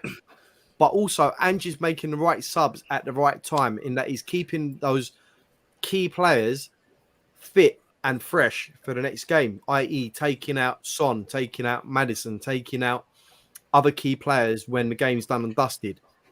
Now, if Ange gets that management of the players right, who's to say we can't go quite far? I'm not saying we can't, Has. No, I'm not saying we can't. I just think you're talking about perfect. You're talking about idealistic situations, right? Aren't all teams fragile beneath this skin surface? Apart from City? I just think that ours drop off, especially at centre half. Our drop off at centre half for me is so massive that it's the difference for me between finishing 4th and 8th. Yeah. That's how bad I think Dier and Sanchez are as footballers. We've seen it last year. Okay, but who do Newcastle have? Fabian Schär, Botman. Who else do they have? I mean, listen, but I'm not sitting there saying Newcastle are definitely going to be above us. I'm not. They're not the ones I'm worried about. Yeah, I'm just asking. Chelsea also fragile at the back. I don't know. I feel like everybody, whichever team stays injury free probably gets 9 points, above everybody else. If everybody else has the average amount of injuries in a season, right? Like everybody needs to stay injury free if possible. Lady Luck has a massive slice, a massive say in the outcome of the season. Listen, Sean, I'm not doubting that, right? I'm not doubting that. I'm not sitting there saying everyone else is really, really strong. All I'm saying is that area and the Maddison area for me are huge. Take Maddison out, I think we're back to where we were the last couple of seasons with zero creativity from midfield. I think Basuma and Sarr are great. The creativity, James Maddison is just different gravy. He is up there. He is sublime. And the drop-off from me, if Van der Ven gets injured, we've seen Romero with Sanchez. We've seen Romero with Dier. We've seen it doesn't work. So for me, listen, same as any other club, and I'm sure Newcastle podcasts are having these conversations and Chelsea and all these, but I'm only talking about my club, right? I think we're 2 players getting injured away from not being this great 11. And that's a fine line between injuries and fitness. So for me, could be a great season. And that's even with Sava. Not sure. The rumours that Sanchez is going to Galatasaray. then we're one injury from Dier. We're not 2 injuries from Dier, and we're 1 injury from Dier. That's my favourite progressive metal band ever. One injury from Dier. I think we'll see Phillips coming into the team before Dier. Yeah, I'm sorry. Can you guys explain that to me? How that works? Don't say that to Sean. I watched a brilliant analysis on a great YouTube channel. I don't know what it's called. It's called A View from the South Stand with this guy called Ashmatic. He's pretty good, that guy. Yeah. But Phillips looks great. I don't trust him in the Premier League in his first ever season as a centre back at 18 years old. I'd like him or Dier. We get an injury, him or Dier. The age-old question. Phillips here's the problem. I would choose Phillips because I just hate Eric Dier. Sorry, I've got to ask one question regarding this Dier thing, and it confused me. And even we were talking about it. I didn't even bother looking it up. Maybe you guys can answer. But Dier didn't get a squad number. What the hell does that mean? The squads aren't selected yet. And they got until the 14th to pick them. So then how does he play without a squad number? Well, we're not playing between now and the 14th. He would just have Dier written on his back with no squad number. I was just curious. Like, is that mean he's not registered with the team or something? He's not registered yet, but we haven't got to put final registrations are not confirmed until the 14th or whatever it is. So I'd be surprised. It'd be interesting. Davinson and Sanchez leaving. Have you guys discussed that in the first hour before I got on? No. They could be going to. That's a massive debate. So if he goes, it's a massive debate whether keep one of them. Okay. Yeah. So if Sanchez goes, then there's only one spot. One person you need to cut out of the usual lot. It's probably going to be Lloris or Ndombele, and then Dier gets a squad space, but doesn't mean he'll play. But to me, the debate of whether or not to actually allow Sanchez to leave in this current environment, that's worth a debate. I don't know what the right answer is on that one. I think would everyone like to have that debate right now? Just quickly, all I'll say, and then I'll let you 5 go at it, is for me, if Spurs have anything about them, we are going to have a centre-back lined up for January the 1st. If we've got anything about this football club, we will have a centre-back lined up for that first week of the January window. And guys, go. The question is, Davinson Sanchez, I think everyone would sell him in a heartbeat. However, I'm guessing the difficulty with this question now comes that we are so light at centre-half. And he was the best of the rest. Yes. Yeah, and he's so bad. He's so bad. He's clearly the best of the rest for this system. As much as you guys might want to try experiment with Ash Phillips, none of us know what Ash Phillips is really like, right? So everyone that's saying Ash Phillips over Dier, that's fine. I get it. You hate Dier that much that you'll take anything over Dier. But Sanchez can play the system. If Sanchez is suited to any system, he's suited to this one. He is the best of the rest. To let him go now, when we have no option of bringing anybody else in apart from a free transfer, maybe there's the Real Madrid retiree. What's his name? Ramos. No, he's gone. Ramos is going to Ramos. He's gone to Seville. Oh, is he? Okay. Oh, well, then that door's closed, right? So then that's it, right? You sell Sanchez, whether it's for 10 million, 12 million, that doesn't really matter. But if you sell him, then that's it. If Van der Ven or Romero go down injured, then all you have left is Eric Dier. If you want to play him on the left, you have Ben Davies on the left, Eric Dier on the right, or you go to a child.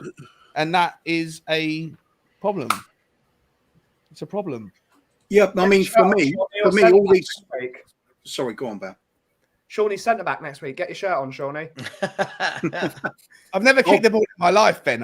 It's probably not a good idea. You're heading it. It's centre-back. I'll do it. It'll take them 15 minutes to run around me. Yeah. Get your shirt on, mate. No, I think we're just going to look pragmatically about it as far as I'm concerned. When we shouldn't have really any real expectations of going big guns this season. It's new manager in, adapting to the new style. I think we just got to look at all these players we consider not good enough, and you get any offer for any of them whatsoever, just take it. We can't get rid of them. So ideally for me, yeah, I agree. I'd rather keep Sanchez over Dier, but if Sanchez is the one that the offers come in for, off you go, sunshine. Kuba, why did it take? Look, none of us will know the answer, but the question is, why couldn't Galatasaray have done this on Thursday? Why wait until Sunday? Trying to get him on the cheap, aren't they? Well, I was chatting with my brother about this, and seeing as his Turkish teams play in the Champions League, why the hell does their league their transfer window finish week after ours? It makes absolutely no sense. Isn't the he's Ben? If I'm not wrong, right? He's got 1 year left on his contract. He's got 10 months left on his contract. Yeah. I suppose the difficulty now, right, is it. And again, this is when I always say about having a bad window, not bad window. When I always say about not doing enough in the window and leaving ourselves in these positions, this is what I mean. Right now, we should be saying, Davinson Sanchez, any bid comes in, see you later, mate. You've got 1 year left. If we don't sell you now, you can go on a free in January, right? He can sign a pre-contract agreement. But we're now in a position where we've left ourselves so painfully short of centre-half that we're now starting as fans to talk about Davinson Sanchez staying. And I think this guy is one of the worst centre-backs I've ever seen in a Spurs shirt. I think he's absolutely horrific. Literally, the only thing he has over Dier is he can run quicker. I agree. I think they're both donkeys. What was the reason we turned down a bid for him? I mean, a bid come in. I think it was from Rennes, was it, for 12 million euros? What was why did we turn that down if he's got 10 months or thereabouts left in his? Oh, we don't know if that's true. We accept the same money from Galatasaray when we could have accepted the 12 million and got a player. I'm not sure if that's true though. He got a lot of people were saying that wasn't true after the fact. So we don't know, do we? We're never going to be entirely aware of what's happening. I mean, is it a possibility that he'll keep Davies as a potential centre-back option if Sanchez goes? That's what I'm thinking as the sort of utility backup. Yeah, but Davies at left-sided centre-back is a problem. Yeah. Of course, yeah. I agree. It is a problem. But I'm just thinking if there's any sort of legs to this, I'm looking at what the options are. And the options are Dier, Davies and Phillips. Right. That's why I personally think that, if I'm entirely honest, I don't think it makes sense to sell Sanchez in this scenario. But then let him go on a free, and it's another player we don't make any money from. Like I feel like from Levy's point of view, the 9 million difference is probably going to be substantiated if and when Romero or Van der Ven gets injured. Sorry, Haz, go on, mate. Well, but if you're looking at it from Levy's point of view, right? We all talk about him as this mega businessman who doesn't like to lose out on money, this, that, and the other, right? Mm-hmm. Now, if he's got 10 months left on his contract and someone's offering 9-10 million, you're not going to take that? I mean, we've still got Ndombele.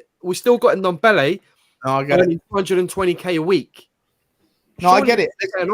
As a business, if you're thinking like laterally, then take your 10 million. I am thinking of it when it comes to Ndombele. I am thinking of it as a business because I can't stomach the fact that he's earning over 200 grand a week at Tottenham Hotspur, not doing anything. I can't stomach the fact that he's the highest paid player at Tottenham Hotspur and not doing anything. Yeah. For me, he should be the first name that walks out of this door. If we got the money to terminate this guy's contract and pay him off, get him out of the door. Because for me, having him around this squad at the moment, where players are earning like a quarter of what he's earning and putting in a shift week in, week out, is only going to cause disruption in the long term. Because believe me, players will turn around and say, well, hold on a minute. I've just put in a fantastic amount of effort into playing for this team. I'm on 50, 60k a week, but you got this guy turning up for an hour a day, earning 220 grand, and he's not even in the squad. Yep. For me, that should be the number one priority out of this door. Yep. Whether they terminate his contract, whether they accept 5 million from him from Saudi Arabia, wherever it is, he's got to be the first one on that sheet. I agree. With regards Sanchez, though, I would just say that to me, if Ange Postecoglou is true to his word when he says no player comes in without my say-so, then you have to, by extension, assume that he's also saying no player leaves without my say-so. And ergo, if he agrees to sell Sanchez to Galatasaray in the next few days, then he must have had his agreement over that. And if so, then he must look at Ash Phillips or Dorrington and think, all right, it's not perfect, it's not ideal, but if there's an injury to one of those players or Eric Dier, are good enough to step up. Otherwise, he would say, please, Daniel Levy, don't do it, because you know what? The difference in the amount of points that we might be sacrificing here in a world where we don't have Sanchez is superior to the value of £10 million or whatever it is you're going to get. For me, it's the perfect time to take those sort of risks, because I was just going to say that. I was just going to say, I'm not looking for top 4 this season. I mean, of course, I'll say the doubles on, because I say that all the time when it's mathematically possible. But no, I look at the long-term picture, and I'm looking at these players that we're trying to justify keeping at the club have failed. We know they are not good enough. What is the point? I would rather put the effort into bringing through a youngster that we're not expecting anything from. Just see what they can do. If they fail, so be it. If they succeed, we've got a bonus there. We've got a real nugget coming through. This season is a great time to do that. That there's no pressure on the manager for anything. Well, there's always some pressure. Can't get relegated, for example, but anything else. But you know what, Cooper, at the same time, mate, you saw the reaction to what when Ange experimented against Fulham. Yeah. Right? Yeah, everyone took one. Like it was either this is on Daniel Levy or this is on Ange Postecoglou. Nobody went after the players, and so if we experimented in that scenario and it didn't work out for Ange, a lot of the fan base were saying that's on him. If you're now advocating for him to experiment in the future in a world where we get an injury, then you know what's going to happen, right? It's not a risk-free trade. Aren't we talking about a difference, Sean? We're talking about a difference between experimenting by changing an entire team versus one player coming into the team. Now, listen, I agree. We've left us. I've said it. This is what I said all window. When people are saying I'm negative in that, these are the problems that you present yourselves when you do not buy what you need. You leave yourselves in these predicaments where most clubs right now would be going, God, Davinson Sanchez is awful. It should be 100% that we all go. But we've left ourselves to a position where we've not got many centre-backs. However, I've just checked. From the moment the Turkish transfer window shuts through to January the 1st, which is obviously when we can first buy a footballer, there are 15 Premier League games. So now I suppose you would have to weigh up 15 games versus first of all, what are the chances? Points. Yeah. But hang on. What are the chances that Van de Ven and Romero get injured in that time, which is what's the probability? B, if that was only going to be for a third of those games, so 5 games, would you be comfortable with Davis or Dier coming in for 5 games if it meant getting in 10 million for Sanchez and a new centre-back coming in January the 1st? But my biggest thing in all of this is, do you trust Spurs to be good enough in this market, to be good enough at their scouting, to have that lined up for January the 1st? No, we never are. It was January the 30th. So okay. So that how many games until January the 30th? Figure that. Hang on, 1 second. Math that for me. Sorry, Osasuna just equalised Barcelona. Sorry, only 17. Apparently, we've only got 2 games in January. Okay. If we're gonna assume the club's always going to leave it too late, then we'll always be in this situation anyway. At some point, you just got to grab the plaster and rip it off. Kuva, which is why, funnily enough, in the 10-week window that we've just had, when we're going, please get a centre back in, and people are going, no, do you know what? I think we'll be all right. No, I would rather Tottenham tear up that Eric Dyer's contract or do something painful for him where he has to earn his contract by cleaning the toilets or whatever you want to do. But I actually think in this scenario, just given how the season has figured itself out with De Bruyne's injury and Thomas Partey's injury and how the other clubs, there's so many variables you have to consider. I just think that there's so much volatility in the risk profile of giving Ash Phillips the start or Eric Dier, who you guys and your audience universally thinks isn't good enough. I think on this particular one, I don't want Davinson Sanchez to leave. And the argument to not let him go is to say, well, if you don't sell him now, you're never going to sell him. But you know what? In 10 months, he's going to go anyway. And the other consideration is he going to have full commitment? When Sonny scored his hat-trick, Sonny ran straight to the training area against Burnley, and he did a hug jump and wrapped his legs around Sanchez, and Sanchez was over the moon for him. I feel like Sanchez would be professional enough to play the role. I just think that when you factor everything in, is the benefit of 10 million quid to us as fans, to the team, maybe to Daniel Levy, he'll see it differently, but to us as fans and to the team's benefit, I think the risk of not having Sanchez as the next guy is too big, and 10 million quid is too little. I just think that it's an in absolute this environment. But I think we're talking here like Sanchez is competent. Sanchez is a terrible, terrible defender that has proved this time and time and time again. Like, at least when we're talking about, like, okay, Ashley Phillips, for example, we can't say he's a terrible defender. We can't say how good he will be or won't be. No one can say that. We've not seen him. We've not seen him come up. But So we what gamble? Ben was, well, this is the thing. What Ben was saying, He's I 18, agree right? with. I watched the same footage. I was on the show. I was actually on the show with you, right? For that show where Ashmatic was doing the footage of his Phillips, here's what he does here. And already you could see up there, he's a footballer. Is he ready for the Premier League? Who knows? All I know is I've seen Davinson Sanchez and Eric Dier enough in the Premier League to know they're not good enough for the Premier League. So is it that much of a risk for a few games? It's Alfie Devine. Okay, sorry, I've been pretty quiet. I'm going to throw my 2 is Alfie cents in Devine here. ready? Sorry, so I'll give you 2 Alfie seconds. Devine I ready, haven't said Tommy. anything for a bit, mate.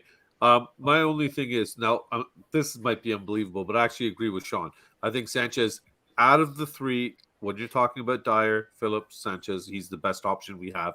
He looks like we haven't seen enough of him in this system yet to judge him yet. Just the way we're saying we can't judge, other players and stuff like that. We're seeing players do better in this system that we didn't expect. Basuma, all of a sudden he's looking world class. But hang on, but Bobby, we've seen. I'm just saying Sanchez hasn't looked as poor in this system as he has in other systems. That's not a like-for-like comparison. We've seen But it's not a Basuma like-for-like. rip up. No, but we've seen Basuma rip up the Premier League at Brighton for 4 years. Sanchez, we've seen 7 years of crapness at Tottenham. It's not about in this formation. The guy isn't a good defender. I don't care what formation he plays in. One is 100% worse in Dier. That we all agree on. I Phillips, think they're both crap, I'll be know. honest. I think they're My both only crap. concern with throwing a kid like that into this, and if he doesn't do well, and we know the way our fans can be, we know the way social media can be, if people start getting on this kid's back, he can screw his head up at a very young age. And I don't think that's fair. But the flip side is he comes on and all of a sudden he's the next Ledley King.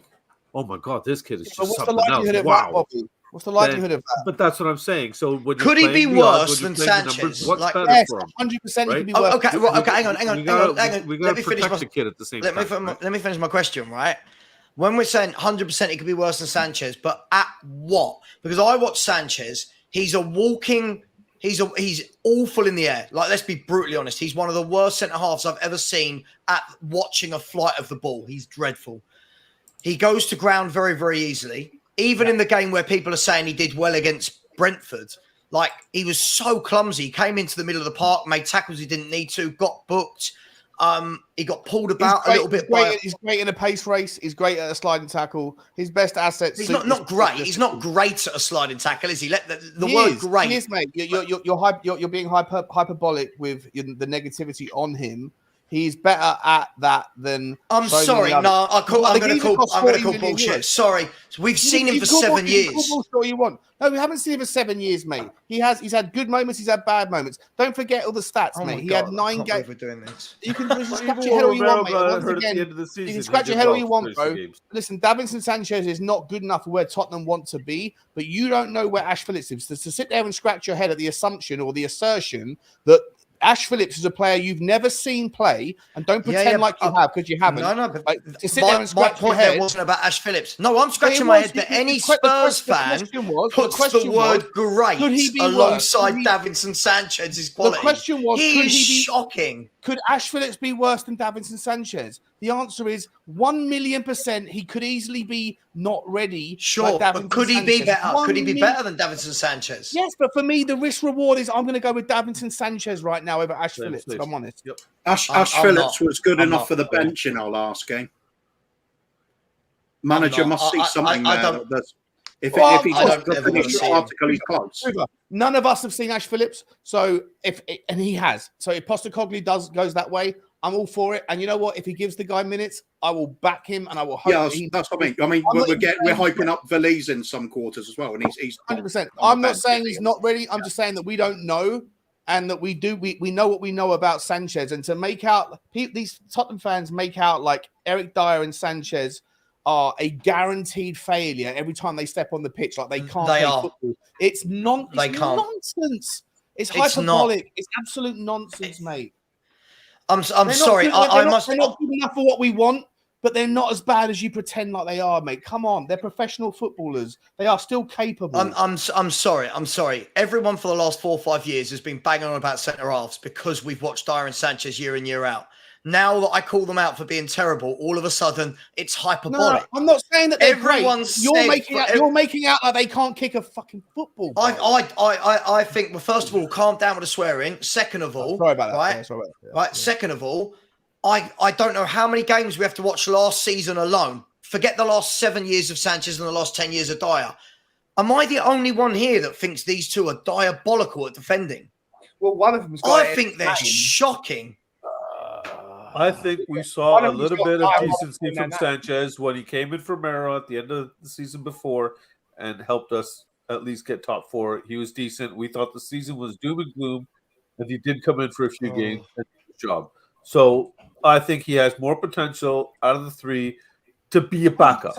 100%, mate. That's all we're asking. That's all I'm saying. The comments people in the comments making out like I'm suggesting that they're prime John Terry. That's not the conversation. Relax. No, I don't think no one's thought you've said that. Sava makes out like they can't even tie their own shoelaces. I think they're all. I'm sorry, Sava's going with. No, but the thing is, Sean. The thing is, Sean. At the same time. I'm going. Bobby, I'm wrong, right? It's the way. I'm going with 7 years of evidence.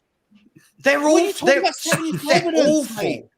They're awful. I think you look at the obvious thing right now is that whether we like it or not, either Sanchez or Dier is going to play. Eric Dier wasn't ever present. Hoover was making a point. Yeah, I was just going to say the obvious point would be either Dier or Sanchez is going to be one of our backup players this season. It's as simple as that. Whether we like it or not, I think they're both not good enough. But the fact is, we're going to have to rely on one. So for me, I'm with Sean on that. Don't agree with Sean on many things, but I honestly can't believe it. Out of the two, that's what I'm saying, Cooper. If that's the 2 we've got to choose from, or do we risk Phillips? I'll take Sanchez. So okay, guys. So when I've seen what I know in Sanchez, and I'd rather blood a young kid. I'd rather blood a young centre half in that might make mistakes versus a player I've seen for 7 years be crap. That's just me. And then when he makes a mistake, you pretend like you hadn't said it in the first place. No. Sean, listen, you came in, then you apologise. You're doing it again, mate. This is the routine, mate. It's the routine, bro. I'm going to kick you off if you keep doing this, mate, because, listen. Sorry, can I just ask that? If you keep doing this. Your narrative winds me up every time, Sava. It might wind you up. Listen, I'm sorry that for 7 years I've had to watch this donkey play for Tottenham Hotspur. I do not apologise for never wanting to see him in a Spurs shirt again. I don't apologise. I didn't want to see him in a Spurs shirt after the first year. You didn't want to see Sonny in the shirt again. You didn't want to see Romero. No. See, you're doing right. Sean and his lies. Sean and his lies. Not my lies, Sean and his lies. You trying to pretend like the history. So now I wanted to sell Romero. So now I wanted to sell Romero. You said he's bang average. Oh, stop pretending, mate. When did I say to sell him? You pretend like history doesn't happen. When did I say to sell him? But when did I say to sell him? Oh my God! For the love of God! When did I say, Sean? Sean, you're drunk. Go and calm down. Go and calm down. Go and calm down. Go and calm down. Go and calm down. You're ruining another show. Go and calm down. You're ruining another show. You're ruining another show. Go and calm down. Go and calm down. Calm down. Not another show, mate. Once again, you calm down. They don't happen. Sean, you're ruining a show. Calm down. Calm down. I'll jump. It's fine. I'll jump. See you later, guys. Just calm down. That's all you've got to do. Just calm down. That's all you've got to do is calm down. Oh my God, you're still going on about it. Calm down. Sean, calm down. How do you behave this way? Sean, calm down. You're still going on about it. Calm down so the rest of us can move on. Calm down. Right? That's it. Just calm down. I'm not going to apologise because I think Sanchez is absolutely shocking. I won't apologise for it. I've seen him play enough. There are so many players. I sent it in the group earlier. There are about 18 or 19 players at this club. I wouldn't care if I never see them in a Spurs shirt again. I wouldn't. I've seen it for years and years and years. We keep defending these players and they're not as bad as we think, but they keep being bad. Even in the game that Davinson Sanchez is getting praised for, right? If everybody wants to go back and watch this game, right? Barcelona. Everyone's praising Davinson Sanchez for a few things he did well when he was getting back, blocking, tackling. Watch all 4 goals. Watch Davinson Sanchez's involvement in all 4 goals. The guy can't defend. The guy can't defend when he's face on with someone. If he's running back, maybe every now and then a sliding tackle, cool. But when you're facing up your man, he can't defend. And I don't apologise for not wanting to see bad players at my club. That's it. But is Dier better, Sava? I think they're both awful footballers that should be in the championship. Is Dier better? They're both awful. Just out of the two. If you had, Bobby, I don't care. I think they're both Sava, crap. that's it. It's black or white. But that's the problem. You have to have one. I don't care. You They're both crap. You're either eating dog poop or donkey poop. Which one do you prefer? Then that's the only thing you're eating. Sorry, but again, when I'm called Bobby, I would stick Sanchez in above Dier. Not because I actually think he's that much better, because he's got pace, right? But my point is, when I'm called negative for window and being hyperbolic in transfer windows, just remember the owner's inability to do what they need to do in a window, again, has left us having this debate because they didn't do what we needed to do. Again, and then, which was get in a centre-half that can play football. How do you do that? Well, how do you do that when the players don't want to go? That has to go, man. He's had his hand up and I got Sorry, man. Finish up. It's fine. Yeah, and sorry, Sava, just to make you feel better, I don't even know what hyperbolic means. So carry on. I've got low tolerance for bad footballers. I've always had it. I don't apologise for it. I won't ever apologise. I have no tolerance for bad logic and inconsistencies. That's why I get as mad as I do.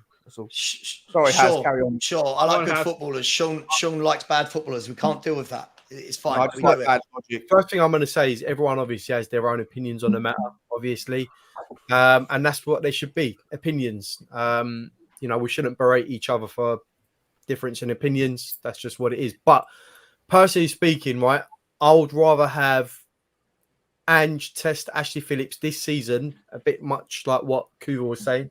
If he has got a free pass this season and there's nothing major that we're playing for, apart from, trying to finish high as we can, I think we need to try and give Ange every reason to sort of try and blood in new talent, especially if someone as Phillips has got such a high ceiling and, good potential. Why not try and blood him in with this group of players?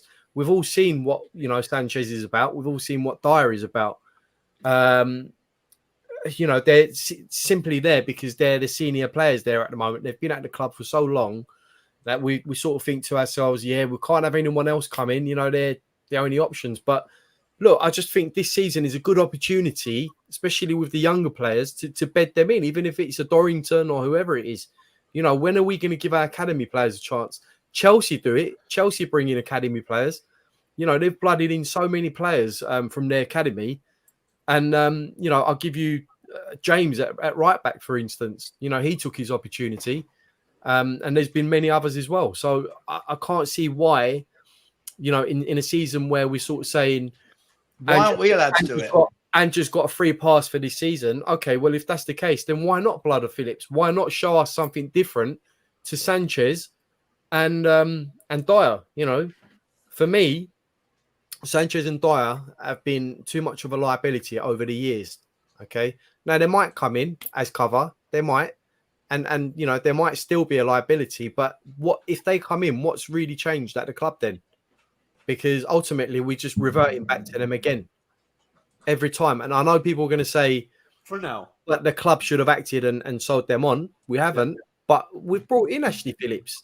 He might be young, but there's been so many players that have come in at such a young age from other clubs as well and have proven themselves. You know, why not Ashley Phillips? We never give players of his age a chance to, you know. I mean, really... he's had competitive experience. Okay, a lower league, but it's not like fresh out of the academy where he hasn't had matches with something on it, has it? Is it? But what I've seen of him, Kuva, what I've seen of Phillips, and you know, having watched him with Ash for his analysis and stuff, it seems like the kid can play. You know, he's got very good positional sense. You know, he can keep the ball. He's technically very good for someone of his size. Technically on the ball, so calm under pressure. You know, from what I've seen, playing for. I know he's playing in a lower league for Blackburn, but again, from what I've seen, like him playing, just under pressure, he looks really good. So why not give him a chance? Why not? I think Edge just has got to see his mentality and see how the kid handles making mistakes and how he bounces back. Because at the end of the day, they're fragile at that age. He's just a kid, you know. I think of him, 18 years old. He's a year older than my son. You know, he's a child. So I think if he shows the mental ability, that toughness, that he's going to be able to go in there, make a mistake, bounce back from it, and it doesn't break him, then I'll agree with you. Give him a chance. But that's something only Ange can determine. None of us here can make that, you know, guess. Tuva already said he threw him on the bench already. Why at 5-1? You know, there's a super chat already. I think you might want to catch up with those a bit savvy. You're behind on him. But I remember there was one that said something about at 5-1. Why didn't we bring him on? Give him a few minutes. My answer to that, Bobby, is at his age as well, if he's not going to, you know, come in ahead of the two that we have at the moment, bringing him in on the bench is just as good because he's part of that first team environment, okay, which is what they do international level as well. You bring in players like Owen would have come in at 18 years old in the England squad. He would have been on the bench first and foremost in that environment, in that setup, that first team environment, you know, getting to be a part of it. But for me, it's like, I think it's an excellent opportunity because of the manager that we have. If this was a Conte, it wouldn't even had a sniff, or Mourinho. Oh yeah, you're 100% right about that. Yeah. So do you think it's a better gamble to take the risk on why him? not? Why not? Because then play a player we know is mediocre at best. But we're not making wholesale changes, Bobby. Yeah. We're not. He's got good support around him. Hopefully, if everybody else is putting him in. Yeah. Like imagine him coming in. Say if Van der Ven got injured, right, and he's coming in alongside Romero. Okay, Romero is going to have a 6'4" defender, a young guy next to him. I'm sure he'd be a prime example, like for him, like a leader at the back with him. But what I'm trying to say is we're not making like 9, 7, 8 changes, you know, and he's going to come into a team that, you know, that don't know what they're doing. He's going to come into a first 11 that are used to playing with each other, and they'll look after him, you know. And I think Ange will know when is the right time. If he's already putting him on the bench, so he's getting first team experience of you know what they're all about, I think that's a really good sign because already to me it shows that Ange already trusts him. If you're on the bench, that means you've got to be prepared to come on. Okay, if someone gets an injury, you're coming on. So that's a really good sign for me. But we'll wait and see. You know, Dier hasn't even got a squad number. I don't think he's going to be a part of the team. That's why I was confused about that. I honestly thought that meant you definitely were not part of the team. I didn't know he could still be included. So I appreciate you guys clearing that up for me. Yeah, look, I look, for me, this all goes back to we shouldn't even been having these conversations. For me, act like a proper club, get this done. This should never have been a thing. We've known for 4 or 5 years we need centre halves, and then we go out in the window and buy one. Like we extend contracts rather than fixing a problem. Right. And this is the problem. Then it leads to these conversations about who should play out of Dier and Sanchez. Neither of them should be at this football club. One's been here 7 years. The other one's been here 10 years. They've got over 500 appearances for the club between them in 17 years between them. For me, this shouldn't be a thing. This is not a difficult thing to do. There's loads of centre-halves out there. Bring in a centre-half and you turn around to one of these guys and go, you are not being registered. This guy is. That's what a big club would do. But we haven't. We've let ourselves get to the point where we are one injury away from seeing the same 2 defenders which conceded 63 goals last season. We've got to remember that. And all the people that have a go at me about Romero, right? We're now one injury away from having Romero and the player that apparently everyone said made Romero bad. So forgive me for wanting better in the transfer window. That's why. So I can't win. If I say I want better in the transfer window, oh, you're negative. Then I'm saying, oh my God, we're now back to Davinson Sanchez or Dier. Oh, you're negative. Well, which one is it? You can't let yourself get to that stage. But Sava, imagine you being that 18-year-old Phillips, right?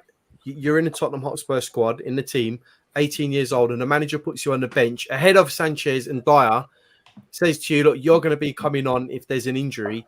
How would that make you feel as an 18-year-old, knowing that you're going to be ahead of those two players coming in to play for the first team? Isn't that going to give you confidence? Isn't that going to say to you, Jesus Christ, the gaffer is showing the utmost trust in me to come in over these players at the club? Has each to their own. I just think I'd love to see. All I've asked for years and years is a pathway. I'm not even saying this guy should start above any of our top centre backs. What I'm saying is, if we're going to say we've brought him in from Blackburn, he must have been scouted. There must be a reason why we brought him in, right? Again, it's difficult without having watched him live, but the analysis that Ashmatic did on him, he did look very comfortable. He looked very comfortable on the ball. He looked powerful as an athlete. He looked quick. He looked switched on. Head in the ball as well. Yeah, he looked good in the air. So for me, I'm just saying, look, I've seen, it's only my opinion. If I'm wrong, I'm wrong, right? I've just seen enough of the other two that now I'm happy that if we're going to make mistakes at the back, bear in mind, the two centre-halves aren't injured yet, right? If we're going to see one of them make a mistake at the back, I'd rather it be a young 18-year-old that can build and grow and learn rather than a bloke that we're going to get rid of next summer anyway. That's all I'm saying. That's all I'm saying. I'm sorry. I didn't want Sanchez when we signed him. I hate Eric Dier. I have done for about 7 or 8 seasons. I've not enjoyed watching Davinson Sanchez play in any way, shape, or form.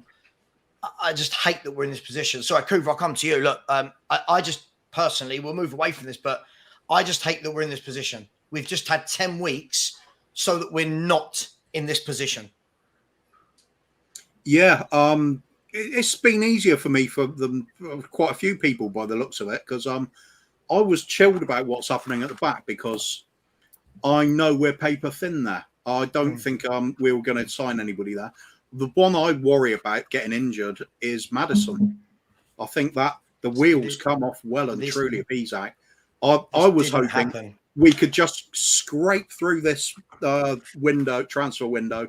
If we're not making any more central defensive signings, which we need, okay, I could live with that. But if something happens to Maddison and we're looking at other creative players coming in his place, who is there? I agree. That's the one I'm worried about. I would have loved to have seen us go for broke on, maybe not Eze, but somebody like him, somebody with that little sort of twinkle toes, bit of magic they can pull off to unlock a defense at times when you can't do it through all your normal routes. And, you're getting outnumbered in positions. You need some little bit of flair, some wow factor, a bit of skill that's going to do something that gets a goal out of nothing.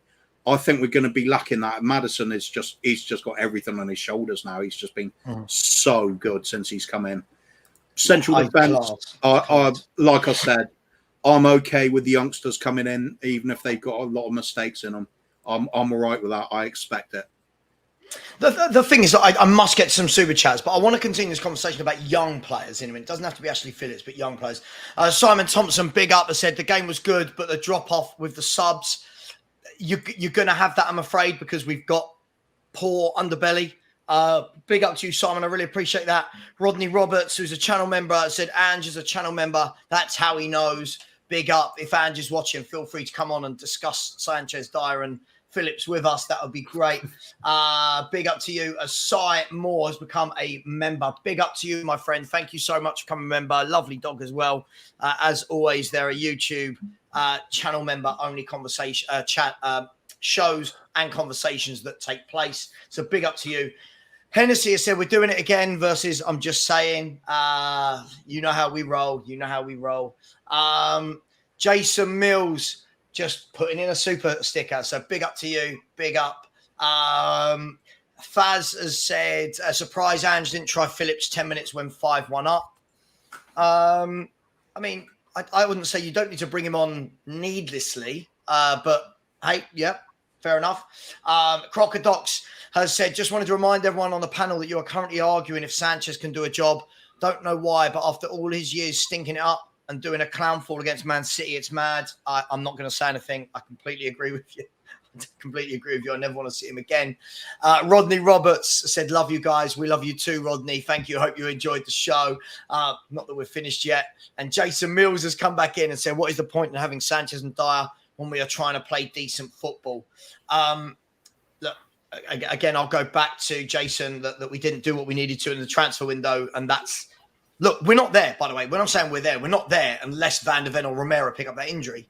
But I want to talk about younger players in general, because for me, I would have, throughout the last few years, I would have rather have seen some of the youngsters like the Devines, like the Dorringtons, like some of these other players get a few minutes rather than keep recycling players like Ndombele, keep recycling players like Lucas Moura. But we've not really gone down that path. And I've understood that because that's not really Conte or Jose.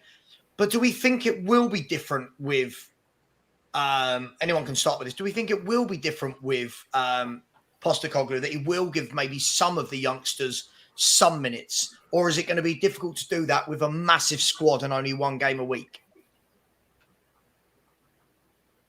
Oh, go on. I'll go quickly then. I'll ask Ben then after. So I haven't spoken for a while. But for me, it's easy. I think the manager's one of these types of managers that believes in what he says when he says if the player's good enough, he's going to give him a chance. If they're showing him something in training, they're going to get a chance. So I think it's all down to the talent and the attitude of the players around. And it's the old adage: if they're good enough, they're old enough. He's obviously seen enough in Phillips to put him on the bench. Perhaps the likes of Divine, a lot of us would have liked to have seen this season, but perhaps he sees that it's a little bit too early for him. Needs those little bit of competitive matches, toughen him up, whatever you want, however you want to look at it. I trust Ange to go with someone he sees as being the future of the club now. That's why Dier is just thing of the past. He's not playing again. No way. He's gone. Phillips will get a chance. Dier won't. Hang on. Sorry. I need to address this. Sorry, Ren. This big of a whinger. I'm sorry. I'm a whinger because I don't want to watch crap footballers play for Tottenham Hotspur. Okay. All right. Sue me for wanting my club to do better than we've done for the last 5 years. I apologise. Sorry, as you were, Kuva. No, I'm finished on it. That's fine. Trust in Ange. I think he's going to bring through the youth when they're showing that they're good enough. He's going to have more trust in him than previous managers have had. Mm. Anyone else on the youth? I think what Ange Postecoglou wants is 100% commitment in that ship. I think that's one of the reasons why he chose Sonny to be his captain, for example. He wants committed people on that in that starting 11.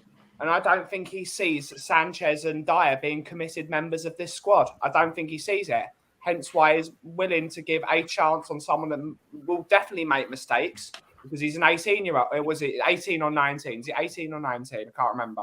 Whatever. 18, 19 is 1 year. I think he's willing to make a bet on someone that wants to prove themselves rather than someone that thinks they're on their way out, which is what Has said earlier. I think it's a good move to make.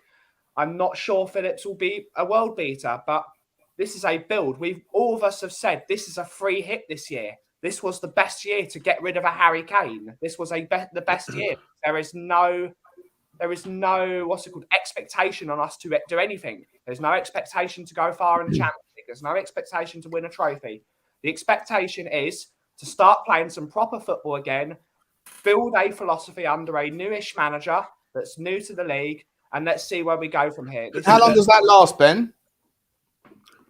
It goes for as long as the chairman backs him and the fans. No. I mean, they not the expectation from the fans, because I remember everybody at least the people that I've streamed with on my stream predominantly saying the expectation is kind of universally like, oh, we're that far away from a trophy, we're that far away from a league title.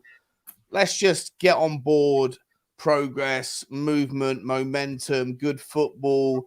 You know, somewhere between 10th and 7th, ideally 7th, but we'll tolerate first top half of the table.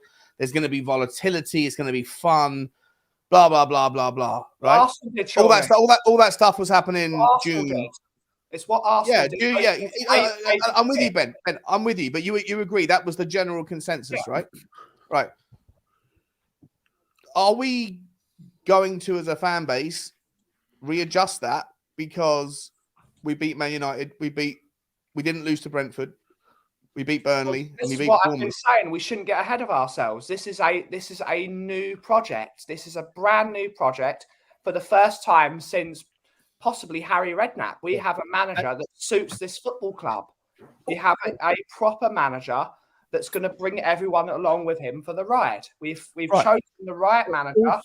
Also, So when we lose, so if we lose to Arsenal, is there going to be the inevitable toys out of the pram scenario that always happens on Twitter? If we lose to Arsenal and we throw our toys out the pram, we're the biggest bunch of dickheads on the planet. It happened against Fulham. Yeah, but that's a different circumstance. He made 9 changes. I think when we're going into Arsenal, I think Arsenal were a good team. Let's be fair, whether they've hit their stride or not, Arsenal was still up there, 10 points. They're a good team, very talented little squad that they've got, right? Still think they need a lot more to catch up with City, but they're a talented squad. As I was saying earlier, when everyone's going, we'll definitely win, we definitely need the 3 points. I'll bite your hand off right now for a point against Arsenal. And if you lose at Arsenal, it's not like, oh my God, this is terrible. This is a team we beat every year. This is Arsenal. They're not monks. Right. So I agree to that point, Sean, but I don't agree with the Fulham point isn't a good one, because the Fulham point, he put out all of our B team players at once. He didn't even trickle a few of them in. Yeah, he put them all in together and went, go on all the bad players. He didn't play a single captain. He didn't play a single one of his vice captains or even the main captain. But that's fine, but you would acknowledge that the momentum shifted 180 immediately. It 180'd. No, people were upset. Everyone, the Levy out, bang bang, got their banners out. Like the Levy out was trending on Twitter. Like people were cracking on at Ange. I get it. I get the decision making on the day was poor, right? But all I'm asking, why make it about Levy out? It's got nothing to do with Levy out. He made 9 changes. Hold up, Ben. Let me make my point before you make the counterpoint. No, but I was trying to make a point and you interrupted me. So I hadn't made the point before you interrupted me, bro. So the point I was making was that the narrative of the fan base has the propensity to flip 180 the second that bad news emerges, and I haven't seen many people do that. I haven't seen many do that. What I've seen is people call out a manager for a bad decision. That's very different to flipping on the manager as a whole or the club as a whole. I'm not talking about the manager. I'm not talking. I didn't mention the manager. I'm talking about the energy of the football club, the energy of the fan base flips 180. It's a pendulum that goes from here to here. When one thing good happens, everyone's singing and dancing and it's a party time and we're going to win the league. The second something bad happens, and it goes 180 the other way. And the only time something bad has happened this season thus far is against Fulham. And after Fulham, it was catastrophic. Everyone was doing their banner waving stuff, including the Levy out stuff. And what I'm saying is that are we going to remember the expectations that we as a fan base kind of had a consensus? But those two things don't align. Those two things don't align. Because everyone said, right? Like I've said, to win a cup, you need a lot of luck. And let's be fair, there are much better teams than us. What that's not code for is put out your B team against another Premier League team and don't try and win it. That they're two very different things. If we had gone to Fulham, played our best 11 and got knocked out on penalties, you turn around and go, you know what? Ange couldn't have done anything different, right? Ange put out his best 11. We played on normal football, cool. But the problem is... Would that have happened? You're making a massive assumption because in my experience, made any assumption. Every time, you did make an assumption, Sava. You just said if we put out our best 11, everyone would have been cool. We tried our best, and the reason why everyone was upset was because of the pivot. I'm saying that the motivation, the energy of the fan base flip flops the second that something good happens, like yesterday. Everyone's like, we're going to do bits. The second, and they forget what happened 4 days earlier, right? But 3 or 4 days earlier, everyone was throwing the toys out of the pram. And all I'm saying, the whole point of this rant, last thing I'm going to say, the whole point of my entire point here was that when something bad happens, which is going to be inevitable, we are going to lose in the league. Are we going to remember the expectations that we all as a fan base set long before the first ball was kicked, which was, as you just said, Ben, top half of the table, decent runs in the cup, whatever, but just good football. Because I think that every time we go and get a good result, the expectations get higher and higher and higher. It's about putting people back together because we've been so fractured with a scattergun approach over the last 5-6 years. Attacking manager to defensive manager to defensive manager to this manager, this man. We need to just have bring back a philosophy, a new philosophy, bring back everyone under one banner. And I've said this on record. I will back this manager more than any manager I've backed includes Conte, it includes Mourinho, it includes Conte. So if we lose to Arsenal, then you won't go negative. We're losing to a team that finished second last year. One game, man. That's all I wanted to know, so I can take receipts. Lose to Arsenal, we're losing to a better team. Why is all this taking receipts thing? Like, why has everything got to be an "I told you so" and receipts and that? Look, people say things. They say things on a Monday and they change their mind on a Tuesday. Sava, that's what infuriates me. But let's be fair. The emotions of a football fan. Everyone's gonna. If we lose to Arsenal, naturally everyone's going to be well pissed off and angry that night because they're Arsenal. They're our rivals. When that calms down the day after, when people realise, hang on, it was Arsenal, it was at the Emirates, then you start to see, okay, cool, it's not actually that bad. But that evening, people, of course, they'll be pissed off. Who said that evening? I never said that. No, I'm not saying you did. I'm just giving a scenario that people will be peed off, then it will simmer down.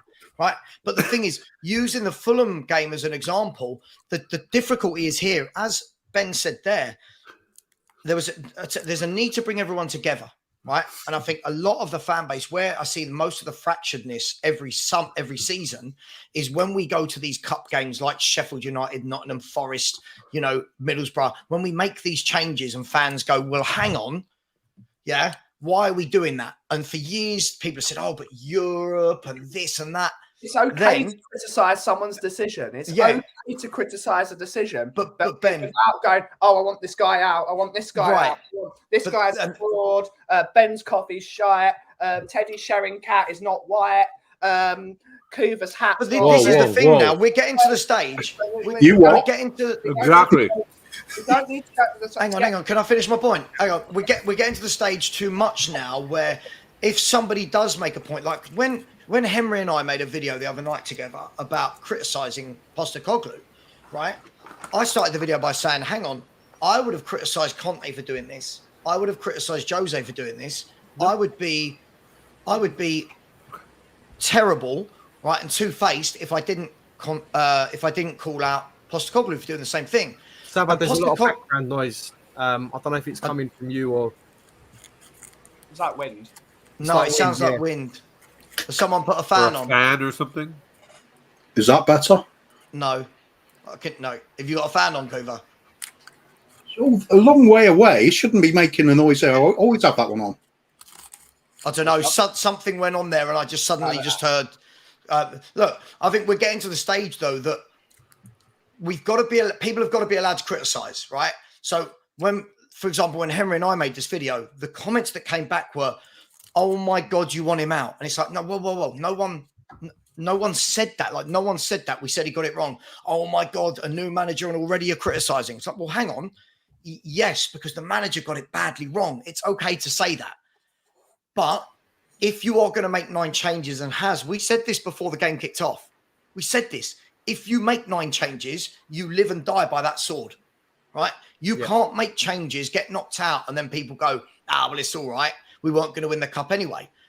Sure, but we should have at least been having a cup run. Yeah. We should have at least been going for it. The fact that we've got no European football. Do you know what I mean? It's not like we were going to be playing twice a week every week. So that is why I think a lot of people were frustrated on Tuesday. But it's done. We're out. He's been criticised. Everyone said we need to bounce back and go back to the best 11. He did. Played our best 11. We win. Against Arsenal, he's going to play the best 11. If you lose playing the best 11, if they've given it a go. And I think that's what people got annoyed about when Conte, for example, lost to Arsenal. He didn't give it a go. Yeah, I was there. That was great. Yeah, what a game. Yeah, but it's almost like we're not sat allowing back. managers any room for error. Like it's almost like we're saying, right, you come in, you're not allowed to make any mistakes, right? Ange hasn't managed at Tottenham Hotspur before. He's never managed in the Premier League before. Okay, it's like, you know, you've got to allow him to make some sort of, you know, there's got to be room for error this season as well. We can't be angry with everything that he does. Yes, you made 9 changes. Were we all peed off with it? Of course it was. We was annoyed. We knew what was going to happen. But at the same time, for someone coming in to a brand new league, to a brand new club, we have to give them time to adjust and make their errors. You know, obviously, if he's making too many, then questions will be asked. But so far, he's made one glaring mistake, which was the amount of players that he changed. And he hasn't done much else wrong, if I'm being honest. I don't think he's done anything wrong. He hasn't done anything wrong. Guys, can I ask you this, guys? Because I remember, I'm pretty sure it was Barry, Nick, that when we guys pre-prediction shows, you know, before the season started, everything, after this certain amount of games, where are we going to be sitting? I remember he said 7 points and he got, you know, berated for it. You know, no way, you're delusional, this and that and everything. I wonder if we really were at 4 or 5 points where people's expectations were, how would we feel right now as fans? Are we just amped up a little bit more because our expectations are, you know, it's the question I'm asking, and then some, you know, is that why we're extra? Whose expectations have changed, though, Bobby? Like, has anyone? No, that's saying because expectations changed? Mate. Have you seen the Twister? majority of the fan base team, like even your mate Perchy is putting out questions like, "Can we win the league?" Hang on. When you say my mate Perchy, he's your mate as well. He's no, that's his son, bro. Can I just say in Perchy's defense, as a content creator, like Perchy, our mate Perchy, as a content creator, why shouldn't he put questions out like that? Because he knows that there is people out there, there are fans out there who genuinely believe that Tottenham Hotspur can win the league. Let's be honest, we've all seen them online. I'm not criticizing it. Yeah, but I'm just saying, as a content creator, he's got every right to ask that question. 100%. I'm not criticizing it. I'm critiquing it. Bobby asked the question, are we guilty of resetting our expectations? Which is the exact same question that I asked 15 minutes ago. Sava says, who is actually resetting those expectations? And I give you an example of someone that we all know, and I shouldn't have said it like your mate. I don't think he was my mate. I don't think he was setting examples, though, was it? He's not the only guy. He's not the only guy, mate. There's millions of them out there that are now resetting the expectations, and they are the same people, and Perchy included, but the same people that the second that if we get absolutely murdered by Arsenal, I don't think it will happen. But if we lose 4-0, to Arsenal, the same people that are currently saying, can we win the league, will then say, the wheels are falling off. And that's the point. I just think the whole thing is like everybody. Sean, this is why I agree with you, Sean. Me and Sean, we either vehemently disagree or we really agree. I massively agree with you on this one, Sean. And for the person who said me and Sean have good makeup sex, you have no idea how good it is, all right? That you should be jealous of that one, all right? The phone sex Sean and I are about to have tonight is going to be sensational. Call me Dier, call me Sanchez, right? Sex. But Sean, I make you right, which is why if you notice, like when I have a positive video like yesterday, like listen, I'm really pleased with how we started. I'll never sit there and go, you know what, we should definitely be second or third. I've said all season, we get back into Europe, right? If we get back into Europe and Ange has had this team for a year to implement this philosophy, some of the deadwood goes over the next few windows, I'm really happy with that, right? For me, the expectations will only change if you get to a point where you're coming into the January window and you're like 5 points off second or third. You think, oh, hang on, can we keep up with second or third? But let's be brutally honest, there are going to be dips. Now, at the moment, we're at the date. This is what I was trying to allude to earlier, guys. When I was like, let's be fair, Arsenal are tough. People are going, no, we'll beat Arsenal, we'll beat them, we'll beat them. It's a dangerous road because the moment you start saying we're going to beat everyone, that's when everyone, without knowing it, their expectations change massively. Arsenal are a top team. Whether we think they're at it or not, they're a top team. And I'd love to know the stats on how many games they've lost at home in the last year. This question, right, 4 or 5 weeks ago would have definitely been, I would say, the majority of us saying we're losing this game. What, this one? This question? The Arsenal game. No. the Arsenal game. The question you're asking about how are we going to do in the upcoming Arsenal game? 4 weeks ago, I think we would have had a different answer for you. I just want people to be consistent. Like the reason why I'm so angry tonight is nothing to do with you lot. Generally, the reason I'm so riled up and I'm calling people out. I've had a really terrible day with things that have nothing to do with football. I apologize. I already have. But in general, I am still annoyed. I still get incredibly frustrated with inconsistencies. And I know I've called out, a couple of people on the panel tonight for it, but I don't mean it to them. I mean anybody. You mean me? You mean me? No, I mean, me and you go back and forth. I always call you out because we're mates, right? I feel comfortable to call you out, right? But I just hate people that are inconsistent. I hate people. I hate inconsistencies in people. I love people. I love everyone, but the inconsistencies annoy me. When people say like we're going to win the league today, and then they say, "Oh, everything, throw the toys out of the pram. Everything's a disaster. Blame this person. Blame that person. We're going to finish 10th because we're going to lose to Arsenal." I don't appreciate it when people forget what they've said about players in the past. I remember what people say. I've got an elephant memory. I remember what people say. I want consistency. It's okay to be wrong. It's okay to change your mind. It's okay to have what I call flexibility of thought. What annoys me is when people pretend like what they said before didn't happen. And that's not just at Sava. That's at anybody that's doing it. I'm sure I've done it in the past as well. But if I have, call me out on it because it's okay to be mudded. It's fun to be mudded. Funny that, Sean. I'll stop you right there. No, I'm joking. I just feel like just be consistent. Sean, the problem is important. Yeah, but what if it's somebody like me where you're just inconsistent because you just don't remember some of the shit you say because. But then don't deny it. Don't try and wriggle out of it with some sort of concession or a condition. I only said that because of this. No, just be like, all right, I got it wrong, or I've changed my mind, or I believed it then, but I don't believe it anymore. Wrong, why do you think I make notes of everything I say?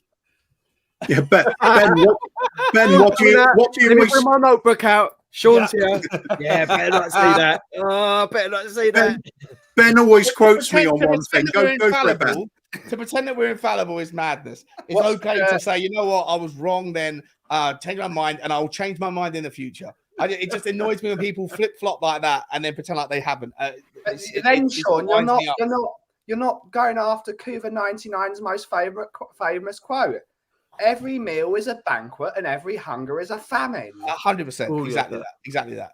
We go from feast to famine. I embrace the flip-flop. I'm at one with it. That's back. That's back.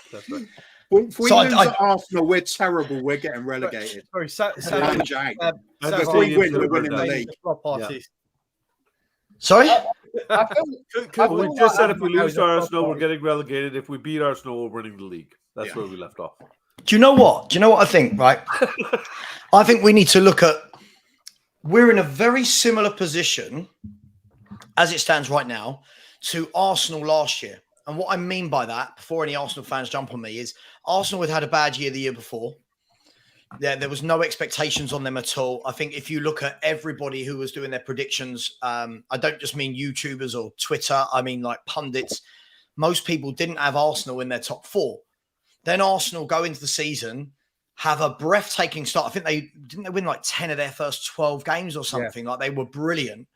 And then what that did immediately, and this is what I'm really keen to avoid, is all of their fans suddenly turned into the most annoying people in world football. Yeah, right? That we're winning the league.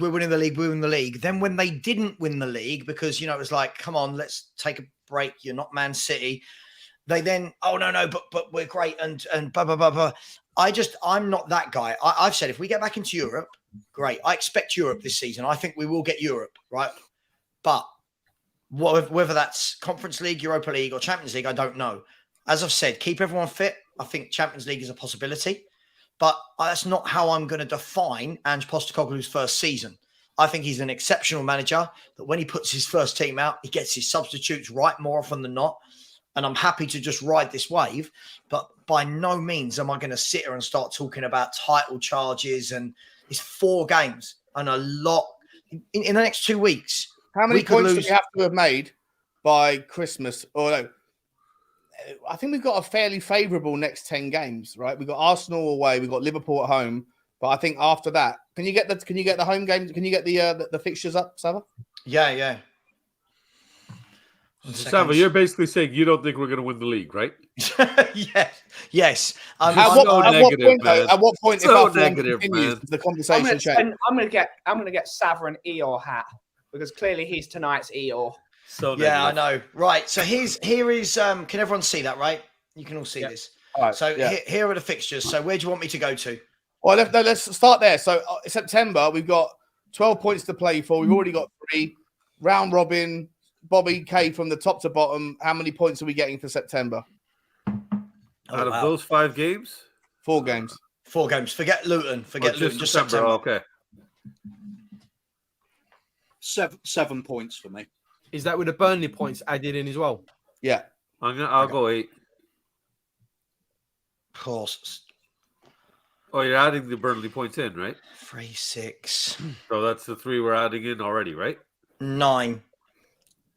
7 or 9. I think we'll lose one. We will lose one.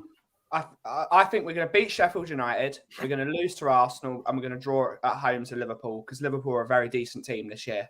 Yeah, they're going to be good. So I think 4 points. I mean, that's realistic. These are teams. 7. You mean 7, including Burnley? 7 including Burnley. Yeah. All right. That's how many points you got? I'm going to go with 8. 2 draws between Arsenal and Liverpool. Yes. Yeah. I agree. I concur. So we're somewhere between 7. We're at 7 points. On average, we're 7 points. Okay. So I'm happy to go with that. Yeah. All right. So let's go to October. Can we scroll down? Here we go. You missed them there. For there's 3 of them. Yeah. No. I was just checking to see if there wasn't one underneath this picture. For me, that's 9 points. Yeah. Should be. I agree on that. 9 points. Palace are playing well this year, though. I think 7. Don't sleep on Crystal Palace this year. They're winning games. They're conceding too. They are, but they're winning games, Bobby. They're winning games. In the words of a nice. I'm going to go 9. Anyone think less? Does anyone predict a loss there? No, not in the 3. All right. So we're talking at the moment. We're looking like between us, we are we're on consensus that 1 loss from 10 games. Is that fair? Yeah. I mean, look, it's all predictions. We could lose to Arsenal and Liverpool, and then that all goes up in smoke. Right? Where we're at with our own mindset is 1 loss from 10 games generally. Obviously, things are going to change. Yeah. Injuries will dictate it and stuff. Like that has to be. But that has to be contemplating. Football isn't played on paper; it's played on grass, and we never know what will happen on the day when we're playing on grass. Of course, I know that. But we can't one stop at a time. I know, but we're playing the predictions. So we could feasibly be in November on November the 4th. We could feasibly only have dropped 5 points out of a possible 30. We could be 25 points out, 25, 26 points out of 30. If you're at that point, if you're at that stage of the season, surely expectations need to be adjusted, correct? Yeah. I mean, look, if you're looking at it with this first 11, then I think, what we just predicted could come could be a reality. But obviously, we've got to keep that same 11, right? Because I think anything other than that 11, we could be looking at a different picture. What's our most difficult month, Sava? November. November looks all right. January, it's the transfer window. Yeah.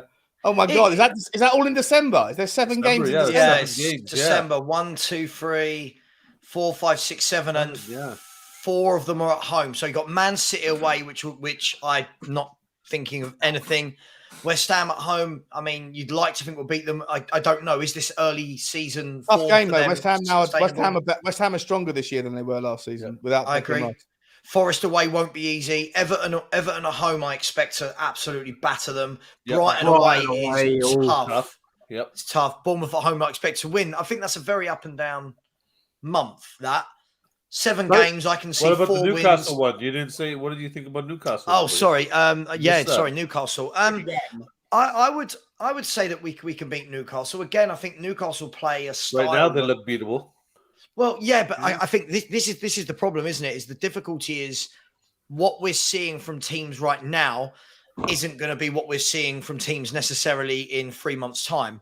True. And that's where all of this is different in terms of injuries, clubs playing to form. Like, for example, like clubs like Arsenal haven't even hit the ground running, right? But they're still 10 points. People have been saying that Liverpool are in disarray. Liverpool haven't lost a game yet. They've got 10 points. You know what I mean? Everyone's been saying they're crazy. Their midfield's awful. They're winning games. Chelsea at some point you would think would click. You would think. I don't know. Obviously, they're just so up and down as a football club. Brighton look really, really good most of the time. Then have a massive blip against West Ham. It's too difficult to do the judging game now for games 3 months away because we could have 3 injuries then. By then, imagine Basuma, Maddison, and Romero are all out injured for a long term. But they'll be in the AFCON, won't they? Well, No, here they'll be. When does AFCON start? It's like middle of January. January, yeah, second week. Yeah. Is it late Jan or middle of Jan? Second week, isn't it? Let's have a look. Can someone look it up? Is that all right? I'll look it up. I mean, because we've only got. I'm guessing that there's an international break in there between the 13th and the 30th. I'm guessing that's January 13th until February 11th. Okay, so they're going to miss Man United away. Well, wait, but who hang on, what about the Asian? When's the Asian Cup on as well? That's roughly more February, I think. That's February. I thought it was roughly the same time. Jeez. Can anyone Google it? While I don't want to talking about that, saying that they're all pretty much going to be missing at the same time. Sunny and.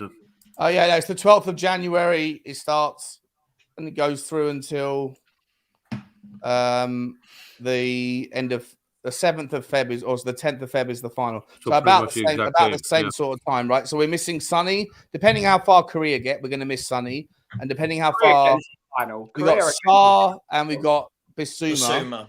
But who do they play for, and how strong are their teams? Bissouma, Senegal is Star. Mali, I believe it is. So Senegal's going to go further than Mali in all likelihood, right? Mali's not a particularly strong team. Don't diss my team like that. Is that your team, is it? No, I'm kidding. I put my hat back to front just for you, Haz. I was trying to replicate. You look so cool now, honestly. I feel like I'm this here though, guys. This comes back to what I was saying. So if we know from January the 13th through to roughly, we're saying the Brighton game, which is when those 2 tournaments are going to be roughly, right? Those 4 games. Yeah, basically. Right. Yeah. So Man U away, Brentford home, Everton away, Brighton home. That's where the club need to make a decision as they're coming into November, December with the state of the squad through injuries, etc. As to what do we need to buy in the first couple of weeks of January to offset what's happening in the African Cup of Nations and the Asian Cup. Who can we buy in that can come in? No chance we buy a player for like to cover it. We might loan someone, but there's no chance you buy a player specifically to cover the absence of a couple of players, right? But the thing is, this 4 games. But the point I'm making is, what if you've already got a couple of injuries elsewhere? Now these players are going as well. So let's just say, listen, worst case scenario. Worst case scenario is Van der Ven and Maddison are out injured come January time. Then you're losing Son, Basuma, and Sarr. Now all of a sudden you've got half your team ripped up. Yeah, it could conceivably happen. It could happen. That's where the club. Doom and gloom. No, Bobby, that's not Bobby. No. I appreciate it. It could happen. No, Bobby. That's just Bobby. No, sorry, I'm going to call you out. But Bobby, we're talking about this is where our squad's at. Our squad is at a point where we're going to lose 3 players to the African Cup of Nations that are 3 first-team players, that are 3 very influential first-team players, right? The club have to make a decision. This is what top clubs do. They'll know going into those tournaments what is happening. If we're losing 3 players, we've already got a couple of injuries to the squad. You can't go into those 4 Premier League games with 5 players missing out your team. Dream world scenario, there's no injuries. Basuma's gone, Sar's gone. You at least get 1 replacement in Bentancur. So then you've got a situation where you're going to who's going to play in the 6? Is it going to be Bentancur? I don't think Bentancur's got the defensive capabilities to handle that. But so he plays in the 8 to replace Sar. So who plays in the 6? Is it going to be Højbjerg?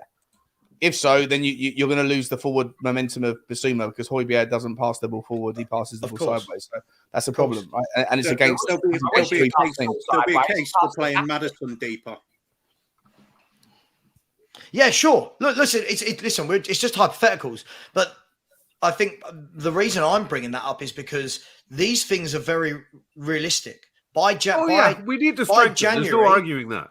By January, a lot of these players would have played 90 minutes every week, and some of the players we've got in our squad are quite susceptible to injuries. James Maddison, Romero, Bissouma. A lot of these players are susceptible and have had injuries during their career. So it's just something to think about. We could get to the point where we haven't got any injuries. Marley get knocked out in the group stage and we get Bissouma back after a couple of games. It could be fine. But all I'm saying is I just want Spurs to be prepared come January that if we do need to act, that we act. That's all I want. And historically, we've not been that club.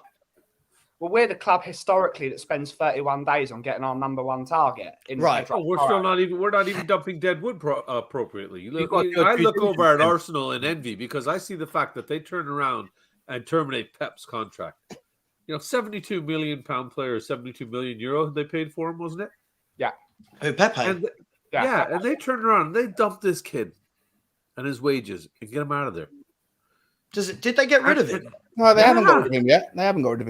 I didn't think they did. There was an article about the fact that they terminated his contract. They parted ways, didn't they? Who? Pepe for Arsenal? No. For Arsenal, I'm pretty sure, man. I read Jay sent me something. We'll look it up. I'm looking it up right now. I'd be amazed. I haven't heard that. That would have been breaking news. That guy still got 3 years left on his contract. They're considering ripping it up. They're considering it. They considered it. Okay, sorry, my bad then. But at least they're considering ripping up. Well, we're not considering ripping up Ndombele or Dier. Just on the injuries front, right? I think there's one man that you've all overlooked, yeah? Come off the hour, come off the man, yeah? Ndombele. He's gonna. I'll tell you what's gonna happen. I'll tell you what. It's not a bad shout, bro. For in that scenario, in that weird scenario, if he hasn't gone and his contract's not torn up, he might be able to add a little bit of quality for 20 minutes. Put him in a cannon and fire him to the moon. He doesn't want to be here. He didn't even want to play against Morecambe in the FA Cup. Ben, he's never gonna. We're not gonna tear up. I'd be amazed if we tore up a £20 million contract, paying it up front. If you do that, this is the point I've been making all for the last 2 weeks. Everyone that's saying you have to blame Daniel Levy because of the problem with the incomings and the excuse that you can't bring people in until you have people going out. Well, the answer to that is just tear contracts up. If you tear up the contract of all the players that you want to go so that you can bring players in, you've ended up spending all of your budget that you would have spent on people coming in the first place on the contracts that you've torn up. It's a catch-22, chicken and the egg. It doesn't work. And you know what? Can we say, though, it did work at Arsenal, right? When we say it doesn't work, one player. Didn't they do it with both? But not at the same time. Yeah, but the point Has made earlier is very important. Done it with 2 players as well. Once you set a precedent, it's entirely plausible to me, and I'm not going to be a conspiracy theorist, but if you have got a tinfoil hat, I'll mold it into a flat cap.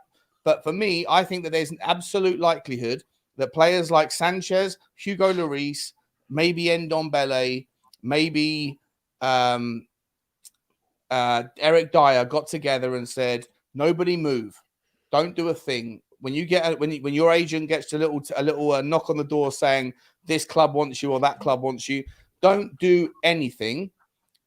Reject every advance because that's the way that we're all going to get paid off. When you get paid off first, then the precedent's been set and we're all going to get paid off. I think it's a bit of a cabal that's like everyone's in cahoots together. It sounds crazy, but why is it that Hugo Lloris turned down every single deal that was given to him? Why is it that Ndombele turned it down? Sanchez, it's to me. I think that's the situation. Once you tear up one, you tear them all up. And then it rips away your entire budget. I agree, but you could say it worked for Arsenal when they did it with Mesut Ozil, right? I mean, that guy looked like he wasn't going anywhere forever. Yeah. But when they did it with Mesut Ozil, I don't see that it had a negative effect on Arsenal. I might be wrong. I'm not an Arsenal fan, but look, I agree with you. It does set a dangerous precedent. But at some point, you've got to do something to get rid of your deadwood, right? You can't. Surely we can't get to the stage where all of them just sit here and I don't know. Can it be good for the club? Like all this deadwood that's just It can't be. Look what Haas said already earlier, Sava. You're sitting there, you're coming in, you're making your £70,000 this week, and you're out there busting your ass. You're getting your ankles busted up. You're getting kicked in the back of your leg. You're getting bodied out there. You're taking shots all day long for your paycheck, and then you look across and you see this prick sitting there making 3 times what you're making. Just sit there. It's gonna breed a toxic environment. It's human nature. Any of us in any job, if we sit there, we work in an office job, and we watch our boss sit there and make 3 times the amount for doing nothing. If you're also unhappy. People who are unhappy, but it could start that unhappiness. People that are also getting more on the take. I think that this Tottenham team right now are all buying in. I think the players that are playing, the players that are enjoying it. I've never seen the camaraderie that's going around the starting 11. Maybe I agree with you, Bobby, that there might be the risk of a little bit of infection of toxicity amongst the players that don't play. People like Lo Celso might get dragged into some of that nonsense. Some of that stuff might happen, but the 11 that are playing. Kids. That's why I said send them. What are these young kids going to learn then, right? Send them maybe. Good point. Send them to the David Lloyd Club in Chigwell. Say that's the only place you're allowed to go training because it's in their contract, and that every single Tottenham fan. Chigwell is in a majority Tottenham area. Send every single Tottenham fan to absolutely ridicule them. I agree, Ben. Put them in the lowest possible level and force them to earn their paycheck in some format. Just quickly, sitting up and watching the game. Just quickly, just quickly. Listen, I'll go for another 19 minutes to round it off to 3 hours. Listen, guys, we've been really tight today with likes. Smash that like button, please, and let's get a few more subscribers. I've assembled a really good panel here with all very different views. It's not an echo chamber. Everyone's saying different things here, which is healthy. And we've only had 2 subscribers throughout the 2.5 hours we've been going live. Smash that subscribe button. Subscribe to the free Spurs boys with Kuva and the Kang for Bobby and Kuva. Subscribe to Has for Southview Coys. Subscribe to Ben for Tottenham on Tour. And subscribe... and the Coffee Company, and subscribe to Sean for the Spurs Talk Show. But if we can, we're 150 odd away now from 11K. So let's be kind. Somebody's made a good point as well. We said there was only 2 games in January. That doesn't include the FA Cup as well. So it will be 3 games. Do I speak for everyone when I say? If we're in it. Do I speak for everyone when I say that? I'm starting to sound like Sava. Listen, Sava asks questions. The problem I've got, Bobby, if I just went all positive on everything like you would, I wouldn't get viewers because, well, first of all, that's not how I talk. But there'd be no debate. You trying to say about my delusion, man? You see that, Bobby? He's having a little slide dig. That wasn't even a slide dig. That was a proper shot to the token. Smack in the face dig. He brings the token on, throws him up in the top corner. Stop being happy, Bobby. You're making us all sick. Boom! Elbow drop. Stop it, Bobby. The anger. Stop it. I'll got your body. I'll got You noticed that. You saw that. We'll talk later about it. We're used to that. Anyway, if we can get this back to football, let's get this back to football. Right.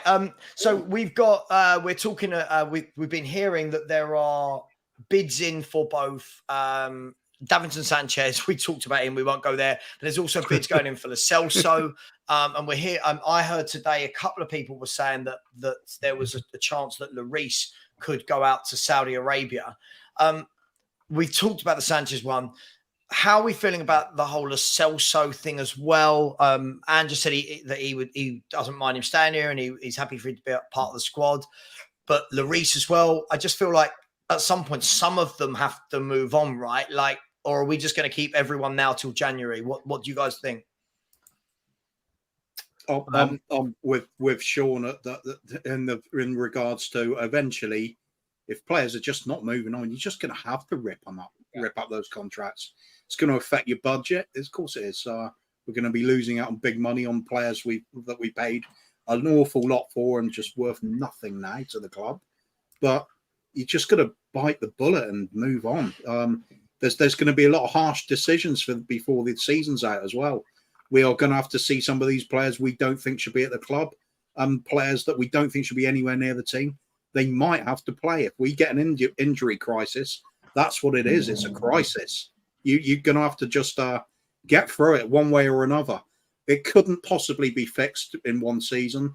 It's not going to be fixed next summer either, but we can at least improve it. So this season, I'm not going to worry about it. We just find a way.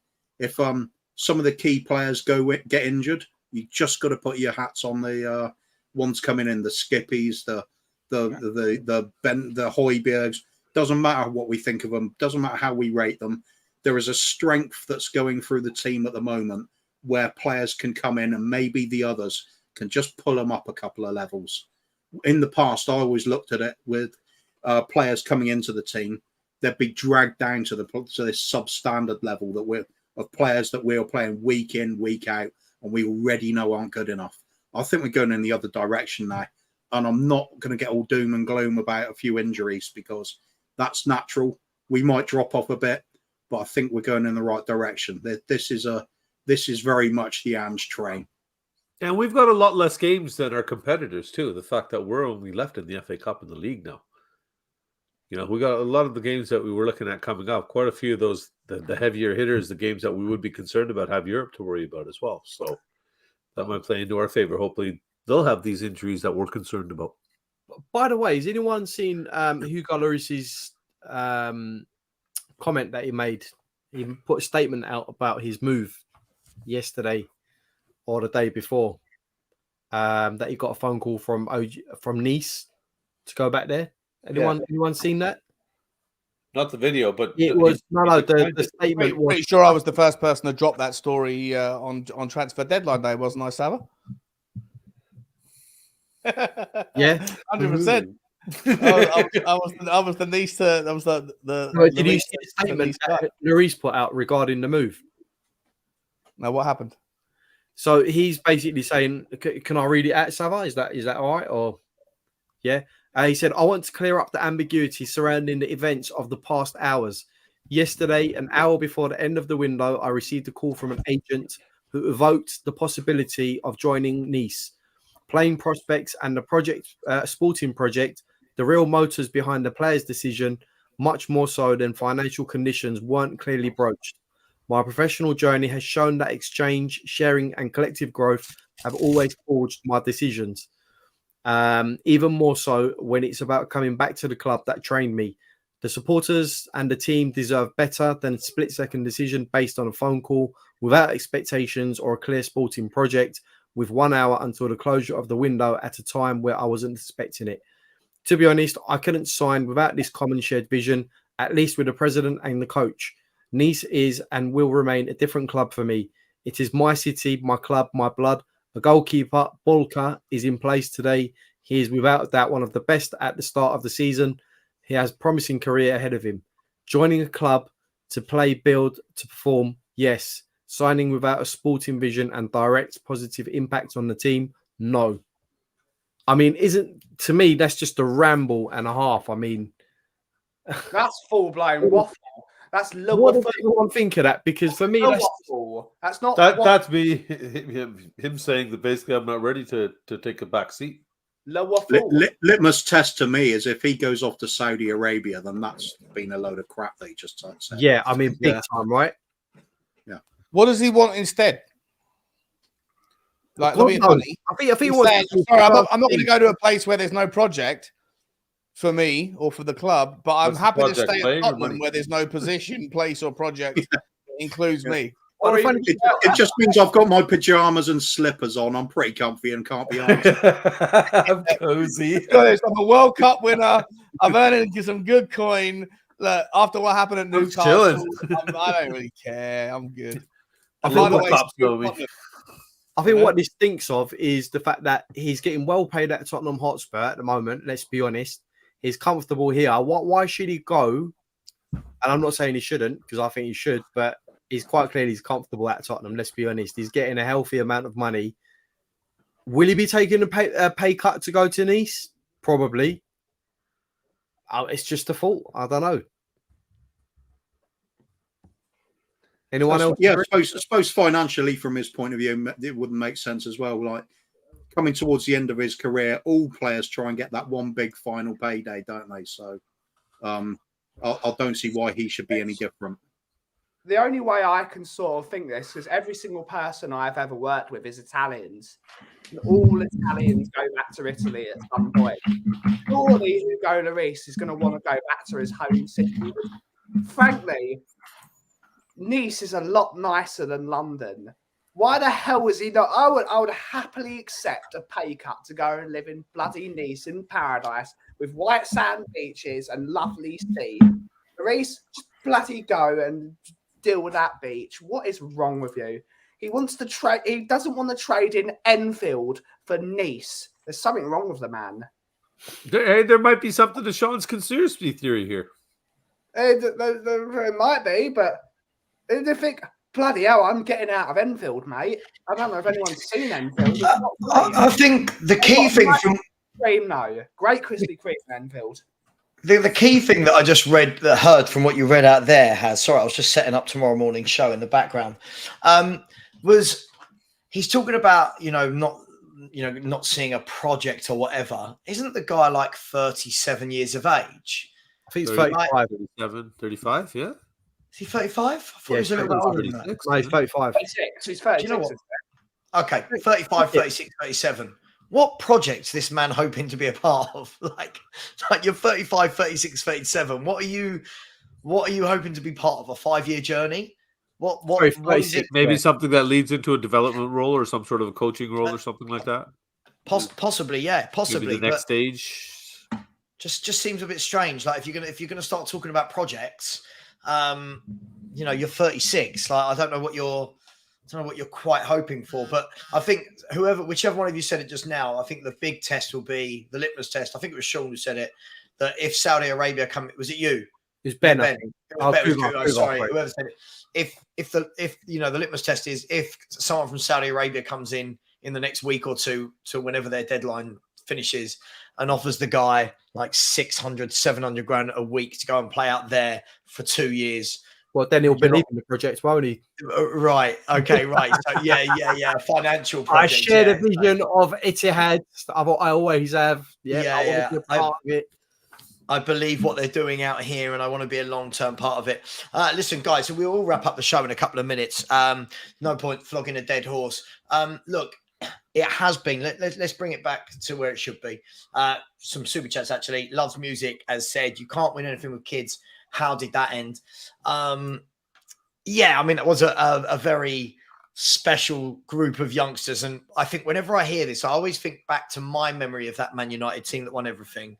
And I really remember Paul Ince being there, Steve Bruce, Gary Pallister, Dennis Irwin, Peter Schmeichel, Mark Hughes, Brian McClare. I'm pretty sure it wasn't just a group of kids, but yes, I get your point. I do get your point.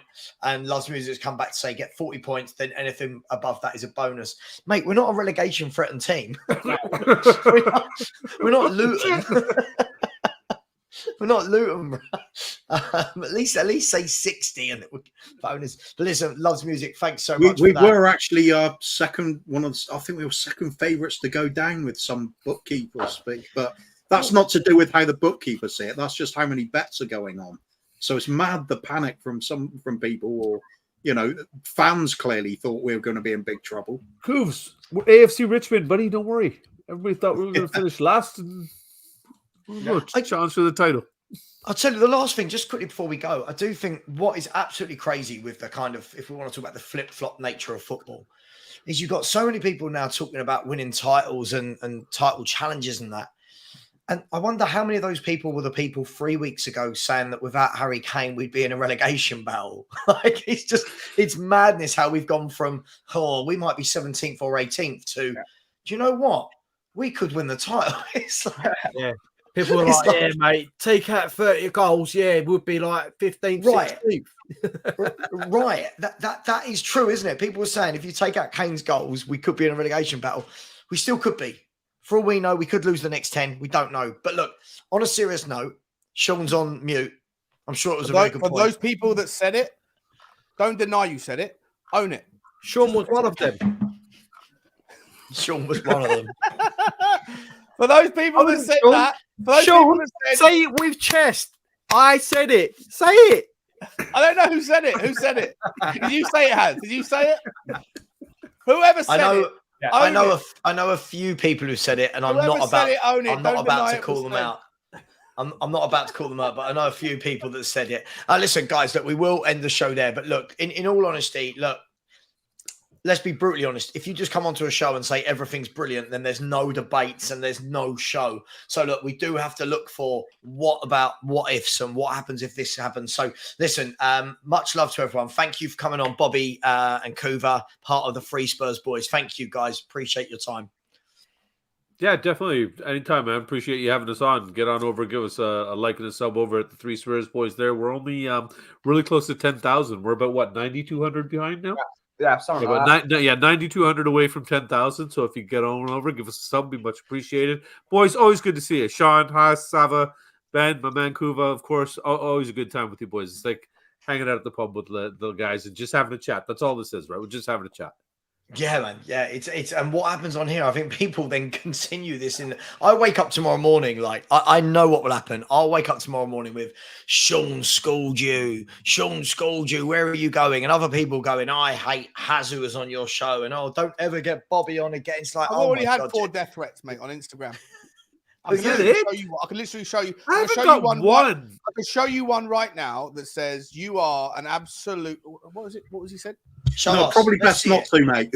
Yeah, probably best not to. It happens every day. I don't care. I can care less. It's fun. You know, to me, it's all good.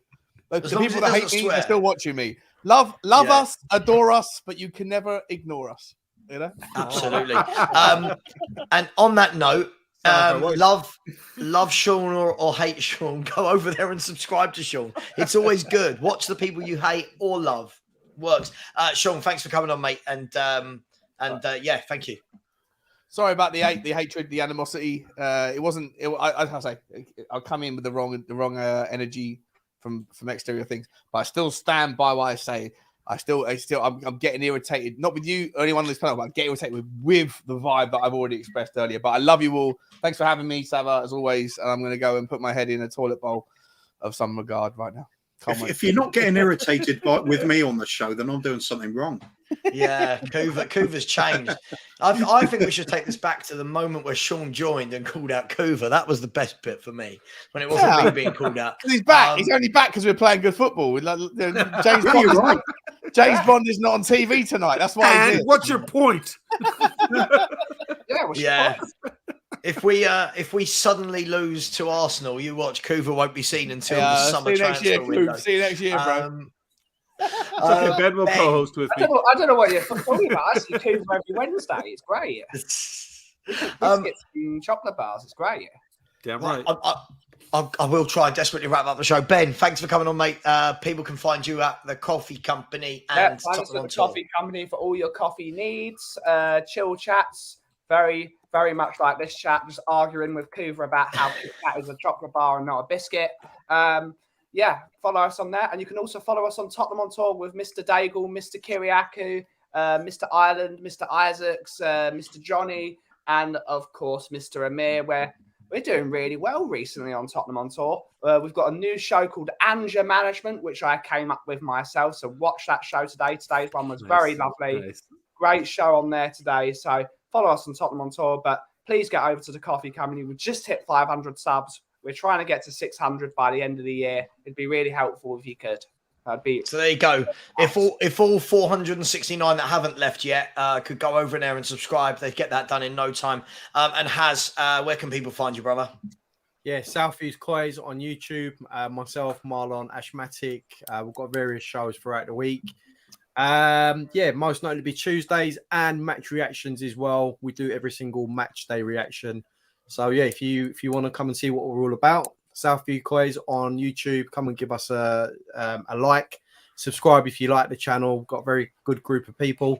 And yeah, we're currently on 268,000 subscribers, going on to 300.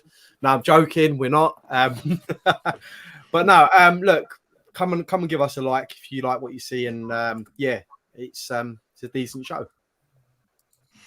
And thank you for having us as well, Sava, by the way. No, you're welcome. You're welcome. Listen, everybody, thanks for coming into the chat. Thank you for all the sensible people and all the non-sensible people and the trolls. And thanks to everyone. Yes, and Bobby K.